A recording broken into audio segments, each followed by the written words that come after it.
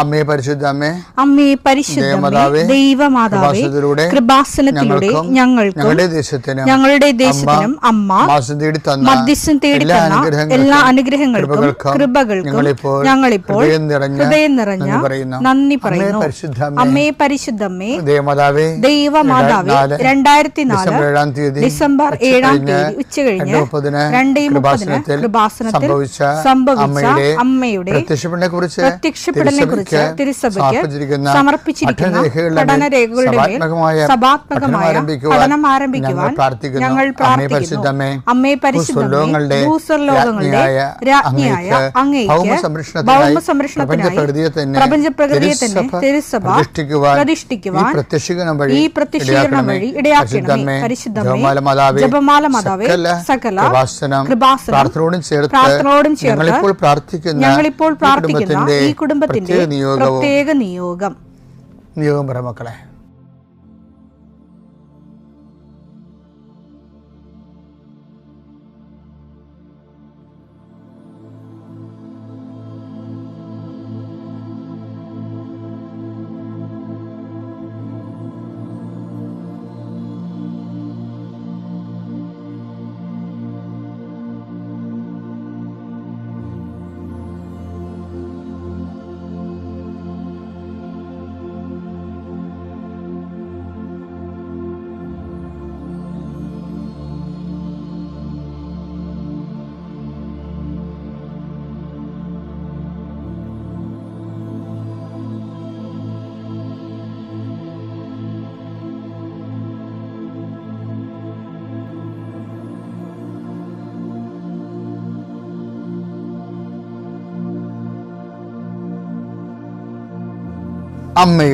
അമ്മയുടെ പ്രത്യക്ഷീകരണത്തിന്റെ ഈ അനുഗ്രഹവേളയിൽ ഞങ്ങൾക്ക് സാധിച്ചു തരുവാൻ കനിയണമേ.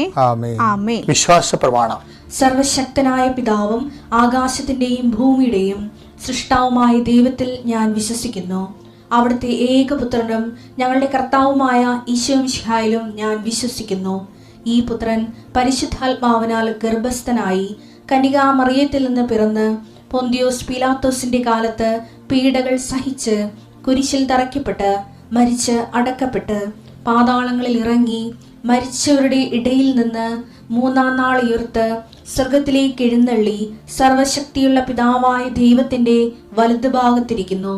അവിടെ നിന്ന് ജീവിക്കുന്നവരെയും മരിച്ചവരെയും വിധിക്കുവാൻ വരുമെന്നും ഞാൻ വിശ്വസിക്കുന്നു. പരിശുദ്ധാത്മാവിലും ഞാൻ വിശ്വസിക്കുന്നു.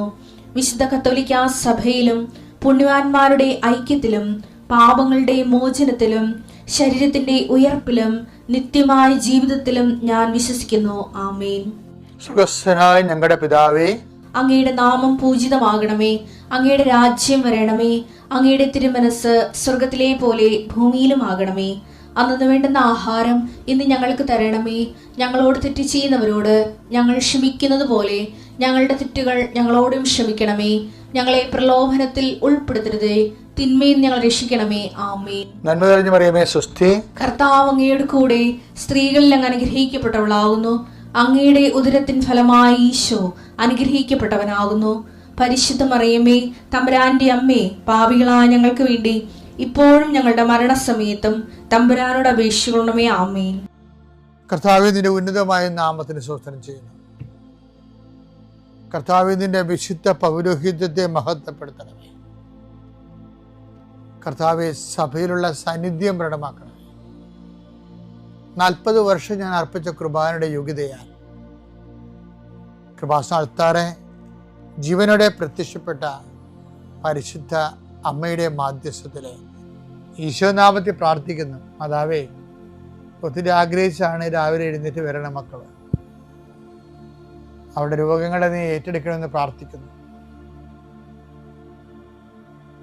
അവരെ നീ സാന്ത്വനപ്പെടുത്തണം. പ്രത്യേകിച്ച് ശാരീരികമായ അവശതകളും രോഗങ്ങളും പരുക്കളും പൊറുക്കാത്ത മുറിവുകളും ഉള്ളവർ കർത്താവെ, അവരെ ഈ പ്രഭാതത്തിൽ അങ്ങ് സ്പർശിക്കണേ ഈശോയെ. കർത്താവെ, ചിലരൊക്കെ ഒരു ദിവസമെങ്കിലും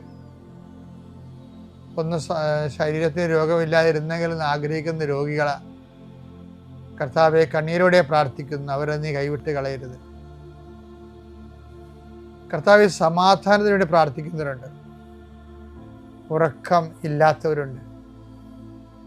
കർത്താവ് ഒരു വീട്ടിൽ തന്നെ താമസിച്ചിട്ട് എല്ലാവരും പരോക്ഷമായിട്ടും പ്രത്യക്ഷമായിട്ടും ഒക്കെ അവഗണിക്കുകയും ഗ്രൂപ്പുകൾ ഉണ്ടാക്കുകയും അതിൻ്റെ ആ ഗ്രൂപ്പിൽ പെടാത്തതിൻ്റെ പേരിൽ ഞെരുക്കപ്പെടുകയും ചെയ്യുന്നവരുണ്ട്.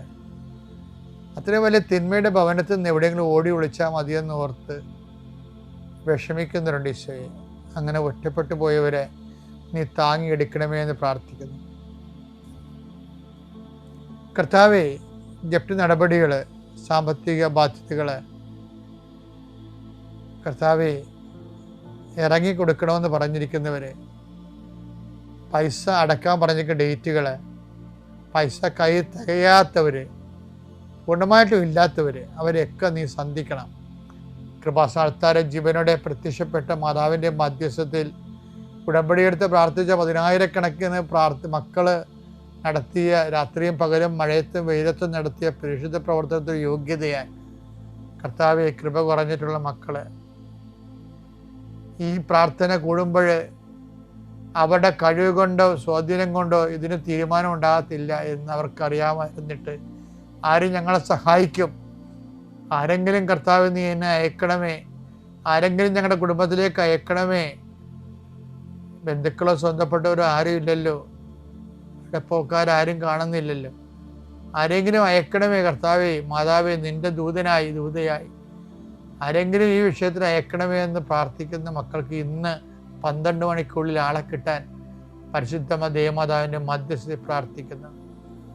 പരീക്ഷ കുഞ്ഞുങ്ങളെ, പരീക്ഷ എഴുതി കഴിഞ്ഞവർ, നല്ല റിസൾട്ട് പ്രതീക്ഷിക്കുന്നവർ, കർത്താവ് അവസാനത്തെ പരീക്ഷയ്ക്ക് എഴുതിയിട്ട് ഇനി എഴുതാൻ കാശുമില്ല, എഴുതി പരീക്ഷ എഴുതി നാണം കെട്ടവരുണ്ട്. CA പരീക്ഷ പോലുള്ള പരീക്ഷകൾ 9ഉം 10ഉം ഒക്കെ എഴുതി അവർക്ക് തന്നെ നിക്കക്കളിയില്ലാതിരിക്കുന്നവരുണ്ട്. അവരെ ഈ ഒറ്റ പ്രാർത്ഥന കൊണ്ട്, അവരുടെ കഴിവല്ല, ഉടമ്പടി പ്രവർത്തിക്കേണ്ട മനുഷ്യൻ്റെ കഴിവിലല്ല, not by merit but by ഗ്രേസിലാണ്. ആ ഗ്രേസിൻ്റെ ശക്തി യേശുക്രിസ്തുവിൻ്റെ വിശുദ്ധ രക്തത്തിൽ നിന്നാണ് കൃപയുണ്ടാകണമെങ്കിൽ അത് കർത്താവിൻ്റെ സൗജന്യ ദാനമാണെന്ന് മനസ്സിലാക്കിക്കൊണ്ട് കർത്താവിൻ്റെ കൃപയുടെ ശക്തിയാൽ നിൻ്റെ എല്ലാ അപാകതകളും, എല്ലാ പരിചയക്കുറവുകളും, എല്ലാ പരാധീനതകളും പോരായ്മകളും യേശുനാമത്തിൽ പരിഹരിക്കപ്പെടുകയും നീ യേശുനാമത്തിൽ സൗഖ്യപ്പെടുകയും യേശുനാമം സമാധാനപ്പെടുകയും ചെയ്യട്ടെ. നിത്യപിതാവും പുത്രനും പരിശുദ്ധാത്മാവായ സർവേശ്വരനെ നീക്കുവാമേ. എൻ്റെ പ്രിയപ്പെട്ടവരെ, മേരി നീഡ്സ് നോ നറേറ്റീവ്സ്. ഈ ദിവസങ്ങളിൽ എൻ്റെ മനസ്സിൽ വന്ന ഒരു വലിയ ധ്യാനചിന്തയാണ് മേരി നീഡ്സ് നോ നറേറ്റീവ്സ്. അതായത്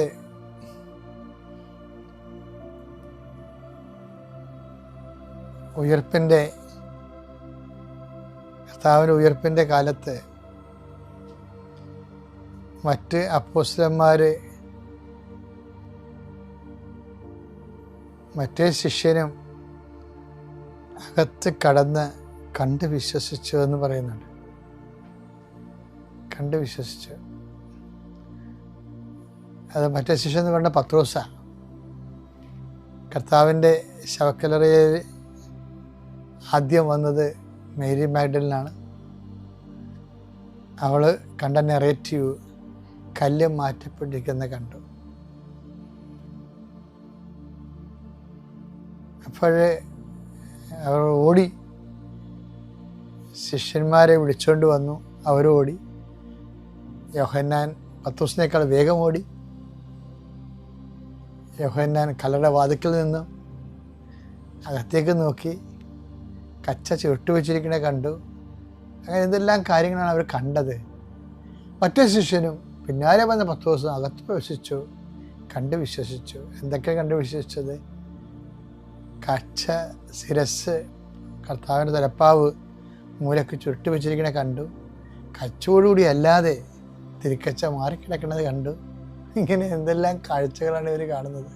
യോഹന്നാൻ 20:1 ഞാൻ ആഴ്ചയുടെ ഒന്നാം ദിവസം അതിരാവിലെ ഇരുട്ടായിരിക്കുമ്പോൾ തന്നെ മഗ്ദലേന മറിയം, മേരി മഗ്ദലിൻ, ശവകുടീരത്തിന്റെ സമീപത്തേക്ക് വന്നു. ശവകുടീരത്തിന്റെ അപ്പൊ ശവകുടീരം കാണിക്കാൻ തുടങ്ങി. ശവകുടീരത്തിന്റെ കല്ല് അതിന്റെ കല്ല് മാറ്റപ്പെട്ടിരിക്കുന്നതായി 2 കാഴ്ചകളായി. ഒന്ന് ശവകുടീരത്തിലേക്ക് വന്നു, ഒന്നാമത്തെ കാഴ്ച കല്ല് മാറ്റപ്പെട്ടിരിക്കുന്നു, രണ്ടാമത്തെ കാഴ്ച ആയി അവൾ കണ്ടു. അവൾ ഉടനെ ഓടി ശിമയോൻ പത്രോസിന്റെയും യേശു സ്നേഹിച്ചിരുന്ന മറ്റേ ശിഷ്യന്റെയും അടുത്തെത്തി പറഞ്ഞു, കർത്താവിനെ അവർ കല്ലറയിൽ നിന്ന് മാറ്റിയിരിക്കുന്നു. എന്നാൽ അവനെ അവർ എവിടെ വെച്ചുവെന്ന് ഞങ്ങൾക്ക് അറിഞ്ഞുകൂടാ. പത്രോസ് ഉടനെ മറ്റേ ശിഷ്യനോട് കൂടെ കല്ലറയുടെ അടുത്തേക്ക് പോയി. അവർ ഇരുവരും ഒരുമിച്ചോടി. എന്നാൽ മറ്റേ ശിഷ്യൻ പത്രോസിനേക്കാൾ കൂടുതൽ വേഗം ഓടി. ആദ്യം കല്ലറയുടെ അടുത്തെത്തി.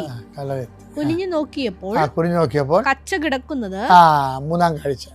2-ാം കാഴ്ച, ആദ്യ കാഴ്ച എന്തായിരുന്നു? കല്ലറ. 2-ാം കാഴ്ച എന്താണ്? കല്ല് മാറ്റപ്പെട്ടിരിക്കുന്നത്. 3-ാം കാഴ്ച എന്താണ്? കുനിഞ്ഞകത്തേക്ക് നോക്കിയപ്പോൾ എന്താ കണ്ടത്? കച്ച കിടക്കുന്നത് അവൻ കണ്ടു. എങ്കിലും അവൻ അകത്ത് പ്രവേശിച്ചില്ല. അവന്റെ പിന്നാലെ വന്ന ശിമയോൻ പത്രോസ് കല്ലറയിൽ പ്രവേശിച്ചു. കച്ച അവിടെ കിടക്കുന്നതും. 4-ാം കാഴ്ച. കച്ച അവിടെ കിടക്കുന്നതും. തലയിൽ കെട്ടിയിരുന്ന തൂവാല. 5-ാം കാഴ്ച. തലയിൽ കെട്ടുന്ന തൂവാല കച്ചയോടുകൂടെ അല്ലാതെ തനിച്ച് ഒരിടത്ത് ചുരുട്ടി വെച്ചിരിക്കുന്നതും അവൻ കണ്ടു. അപ്പോൾ കല്ലറയുടെ സമീപത്ത് ആദ്യം എത്തിയ മറ്റേ ശിഷ്യനും അകത്ത് പ്രവേശിച്ച് കണ്ടു വിശ്വസിച്ചു. ഇവർക്കെല്ലാം കണ്ടാണ് വിശ്വസിക്കുന്നത്. 5 കാഴ്ചകളാണ് കാണുന്നത് ഇവര്. എന്തൊക്കെയാണ് കണ്ടത്? കല്ലറയുടെ കല്ല് മാറ്റിയത്, അകത്ത് കച്ച കിടക്കണത്, പിന്നാലെ വന്ന ശിഷ്യൻ അകത്ത് പ്രവേശിച്ച് കച്ച കിടക്കണത് കണ്ടു, കച്ച ചുരുട്ടി വെച്ചിരിക്കുന്നത് കണ്ടു. അങ്ങനെ 5 കാഴ്ചകളുണ്ട്. അപ്പം കാഴ്ചകളും കാണലുകളുമായിട്ട് ആണ് ഈസ്റ്റർ നറേറ്റീവ്സ് പുരോഗമിക്കുന്നത്. അതിനുശേഷം പക്ഷേ ഈ 5 കാഴ്ചകൾ കഴിയുമ്പോഴാണ് മറ്റേ ശിഷ്യനും അകത്ത് പ്രവേശിച്ച് കണ്ട് വിശ്വസിച്ചു എന്ന് പറയും. അപ്പോഴ് ഇനി ഇതിൻ്റെ കൂടെയാണ് നമുക്ക് തോമാസ് ശ്ലീഹായോട് ഈശോ പറഞ്ഞ ഏറ്റവും പ്രധാനപ്പെട്ട വെളിപാട് വായിക്കേണ്ടത്. എന്താണ്? ഇതുപോലെ കണ്ട് വിശ്വസിക്കണതല്ല വിശ്വാസം. ഇതുപോലെ കണ്ട് വിശ്വസിക്കുന്നതല്ല വിശ്വാസം. കാണാതെ വിശ്വസിക്കുന്നതാണ് വിശ്വാസം. ഇപ്പം നമ്മുടെ കുറേ കാലത്തേക്ക് നമ്മുടെ ജീവിതത്തിൽ യാതൊരു അടയാളം കാണത്തില്ല. പ്രാർത്ഥനയ്ക്ക് ഒരു ഉത്തരം കിട്ടത്തില്ല. നമ്മുടെ പ്രാർത്ഥനയ്ക്ക് ഉത്തരം കിട്ടാതിരിക്കുക തന്നെയല്ല, ദൈവസാന്നിധ്യം അല്പം പോലും അനുഭവിക്കത്തില്ല.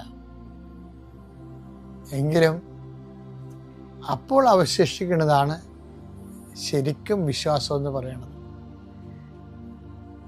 ഒരു നറേറ്റീവ്സും ആവശ്യമില്ലാതെ, ഒരു വിഷൻ ആവശ്യമില്ലാതെ, കേവലം ദൈവസ്നേഹത്താൽ പ്രവർത്തന നിരതമായ ഒരു വിശ്വാസമുണ്ട്. ഗലാത്യർ 5:6. എന്നാൽ യേശുക്രിസ്തുവിൽ വിശ്വസിക്കുന്നവർക്ക് പരിച്ഛേദനമോ അപരിച്ഛേദനമോ കാര്യമല്ല. സ്നേഹത്തിലൂടെ പ്രവർത്തന നിരതമായ വിശ്വാസമാണ് സുപ്രധാനം. അപ്പോൾ ഒരു അടയാളവും ഇല്ല, അനുഭവമില്ല, അതിശയവുമില്ല, ഒന്നുമില്ല. പക്ഷെ ദൈവസ്നേഹമുള്ളവന് എന്താണ്? ആ സ്നേഹം തന്നെ വിശ്വാസത്തെ പ്രവർത്തന നിരതമാക്കിക്കൊള്ളും. ഇതാണ് മരിയൻ ഫെയ്ത്ത് എന്ന് പറയുന്നത്. അതാണ് മേരി നീഡ്സ് നോ നറേറ്റീവ്സ് എന്ന് പറയുന്നത്. ഞങ്ങൾക്ക് ഒരു പുസ്തകമുണ്ട്. എന്താ, നമുക്ക് അടയാളമില്ലാത്ത കാലം അമ്മയോടൊപ്പം. അത് അന്ന് എഴുതിയപ്പോൾ ഞാൻ ഉദ്ദേശിച്ചത് ഇത് തന്നെയാണ്. അമ്മ ഒരു അടയാളം, മേരി നീഡ്സ് നോ നറേറ്റീവ്സ്. ഈ കർത്താവിൻ്റെ പീഡാനുഭവത്തിനെ കുറിച്ച് പറഞ്ഞതിന് ശേഷം കുരിശിൻ്റെ ചുവട്ടിൽ വെച്ച് മാഞ്ഞു പോകുന്ന മറിയം പിന്നെ അമ്മയെ കാണുന്നത് പരിശുദ്ധാത്മാവിനെ സ്വീകരിക്കാൻ അപ്പോസ്തലന്മാരുടെ കൂടെ ഇരുന്ന് പ്രാർത്ഥിക്കുന്നതാണ്. അത്രയുള്ള സമയത്ത് നറേറ്റീവ്സ് ഒന്നും ഇല്ലാതെ അമ്മ വിശ്വസിക്കുന്നു. മേരി മാഗ്ഡലിനേക്കുള്ള അപ്പോസ്തലന്മാർക്ക് മുകളിലാണ് അമ്മയുടെ വിശ്വാസം. ഇതാണ് യഥാർത്ഥ വിശ്വാസം. ഒരടയാളം കാണാത്ത കാലം, പ്രാർത്ഥനയ്ക്ക് ഉത്തരം കിട്ടാത്ത കാലം, സ്നേഹത്താൽ പ്രവർത്തനക്ഷമമായി വിശ്വസിക്കാൻ പരിശുദ്ധ അമ്മയുടെ പ്രത്യക്ഷീകരണത്തിന് സാക്ഷിയാക്കിയ ഈശോയ്ക്കും പരിശുദ്ധ അമ്മയ്ക്കും നന്ദി പറയുന്നു. എൻ്റെ പേര് കുഞ്ഞുമോൾ. ഞാൻ നടുവട്ടത്തു നിന്ന് വരുന്നു. ഞാൻ അയർലൻഡിൽ നേഴ്സായിട്ട് വർക്ക് ചെയ്യുവാണ്. 2 വർഷമായിട്ട് അയർലൻഡിലാണ്. ഇപ്പോൾ നേഴ്സായിട്ട് ഇപ്പോൾ അവിടെ വർക്ക് ചെയ്യുന്നു. സാധാരണ എല്ലാ നഴ്സുമാരെ പോലെ നാട്ടിൽ തന്നെ ഒത്തിരി വർഷങ്ങളായിട്ട് വർക്ക് ചെയ്യുമായിരുന്നു. OET ആണ് എല്ലാവരും പഠിക്കുന്ന പോലെ ഞാൻ പഠിക്കും. 1-2 ഇൻസ്റ്റിറ്റ്യൂട്ടിൽ പോയി പഠിച്ചു. എക്സാം എഴുതാനുള്ള കോൺഫിഡൻസോ അങ്ങനെ ഇംഗ്ലീഷ് പറയാനോ എഴുതാനോ അങ്ങനെ പറയാനും കേട്ടെഴുതാനുള്ളതോ അങ്ങനെയുള്ളൊരു ഗ്രാസ്പിംഗ് പവറൊന്നും എനിക്കില്ല എന്ന് എനിക്ക് ഉറപ്പുള്ളതുകൊണ്ട് ഇൻസ്റ്റിറ്റ്യൂട്ടുകൾ മാറ്റി പഠിക്കും. പിന്നെ എക്സാം എഴുതൂല്ല, പൈസ കൊണ്ടുവന്ന് കളയും. പിന്നെ ആ മോഹങ്ങളെല്ലാം കളഞ്ഞ് ഔപചാരികമായിട്ട് കെയർ ഗീവറായിട്ട് അയർലൻഡിലേക്ക് പോകാനായിട്ട് പരിശുദ്ധമ്മ വഴി ദൈവം എനിക്കൊരു അവസരം നൽകി. അതിനുശേഷം അവിടെ ചെന്ന് നമ്മൾ കെയർ ഗീവറായിട്ട് വർക്ക് ചെയ്താലും നേഴ്സാവണമെന്ന് ആഗ്രഹം ഉണ്ടായിരുന്നു. എങ്കിലും OET അത് ഭയങ്കര വലിയ കടമ്പയാണെന്ന് എനിക്കറിയാം. എങ്കിലും എനിക്ക് എല്ലാവരും എഴുതുകയല്ലേ, എങ്കിൽ ഞാനും ഒന്ന് എഴുതാമെന്ന് വിചാരിച്ചു. പക്ഷേ എക്സാമിന് ഡേറ്റ് എടുത്ത് കഴിഞ്ഞപ്പോഴാണ് അയ്യോ എനിക്ക് പാസ്സാവണം, ഞാൻ എന്ത് ചെയ്യും, എനിക്ക് പഠിക്കാൻ പറ്റുന്നില്ല, എനിക്ക് ഇംഗ്ലീഷ് പറയാൻ പറ്റുന്നില്ല, എന്തൊക്കെ ചെയ്യുന്നറിയില്ല. അപ്പോൾ കുട്ടികളെല്ലാവരും പറഞ്ഞു നമുക്ക് പ്രാർത്ഥിക്കാം, ജപമാല ചൊല്ലാം. അതിന് വർഷങ്ങൾക്ക് മുമ്പ് എൻ്റെ അനുജത്തി വീട് പണിയാനായിട്ട് ഒത്തിരി ബുദ്ധിമുട്ടിയായിരുന്നു. അപ്പോൾ കൃപാസനത്ത് വന്ന് അവൾ ഉടമ്പടി എടുത്തതിന് ശേഷമാണ് അവളുടെ വീട് പണിയെല്ലാം കഴിഞ്ഞത്. ആ ടൈമിൽ ഞാൻ അവളോട് പറഞ്ഞൊരു കാര്യം എനിക്ക് ഓർമ്മ വന്നത് ഈ ടൈമിലാണ്. ഞാൻ പറഞ്ഞു, എല്ലായിടത്തും മാതാവുണ്ടല്ലോ, നീ കൃപാസനത്ത് പോയി എന്തിനാ ഉടമ്പടി എടുത്ത്, അതെല്ലാം ദൈവം സമയമാവുമ്പോൾ തരുമല്ലോ എന്ന്. അതെല്ലാം ഞാൻ മറന്ന് OET എക്സാമിൻ്റെ ആ ടൈമിലാണ് ഞാൻ ഈ ഉടമ്പടിയെക്കുറിച്ചും മാതാവിൽ മാധ്യസ്ഥം വഹിച്ചിട്ട് നമ്മൾ എക്സാം എഴുതാൻ പോവാന്നൊക്കെ വിചാരിച്ച് ഞാൻ ഓൺലൈൻ ഉടമ്പടി എടുക്കുകയും എന്നെയും കൊണ്ട് പറ്റാവുന്ന ഒരു കാര്യമല്ല എന്നറിഞ്ഞിട്ടും ഞാൻ പോയി എക്സാം എഴുതി. ഫസ്റ്റ് അറ്റംപ്റ്റിൽ അയർലൻഡ് സ്കോറിൽ ഞാൻ പാസ്സായി. അപ്പോൾ തന്നെ ഞാൻ ലീവിന് വന്ന് ഇവിടെ വന്ന് ഞാൻ ഉടമ്പടി എടുത്തു, തീർത്ഥാടന ഉടമ്പടി എടുത്തു. തിരിച്ചുപോയി. അതിലും വലിയൊരു കടമ്പയാണ് ആപ്റ്റിറ്റ്യൂഡ് എക്സാം. ഒത്തിരി പേർക്ക് അറിയാം, ഒത്തിരി സാക്ഷ്യങ്ങൾ ഞാൻ കേട്ടിട്ടുണ്ട്. അയർലൻഡിലെ ആപ്റ്റിറ്റ്യൂഡ് ടെസ്റ്റ് എന്ന് പറയുന്നത് 14 സ്റ്റേഷനാണ്.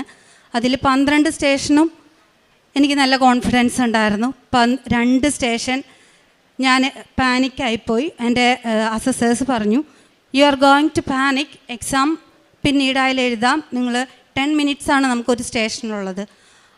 പക്ഷേ എല്ലാ സ്റ്റേഷനിലും കയറുന്നതിന് മുമ്പ് ഞാൻ ഉടമ്പടി ഉപ്പ് ഓരോ സ്റ്റേഷൻ്റെ ഫ്രണ്ടിൽ ഇടുമായിരുന്നു.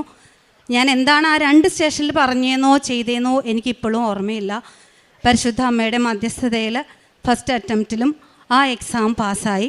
ആ എക്സാം പാസ്സായി കഴിഞ്ഞപ്പോൾ ഞാൻ ഇവിടെ വന്നു, ഉടമ്പടി പുതുക്കി സാക്ഷ്യം ഞാൻ പറയണമെന്ന് പറഞ്ഞു. അപ്പോൾ എന്നോട് അച്ഛൻ പറഞ്ഞു, ജോലി കിട്ടിയിട്ട് വന്നിട്ട് സാക്ഷ്യം പറഞ്ഞാൽ മതിയെന്ന്. പിന്നെ ഞാൻ തിരിച്ചുപോയി 1-2 എക്സാം ഇൻ്റർവ്യൂസ് പാസ്സായി. പക്ഷെ എല്ലാം പാനലിലാണ് കിടക്കുന്നത്. എന്ന് ജോയിൻ ചെയ്യാൻ പറ്റുമെന്നോ ഒന്നും അറിയില്ല.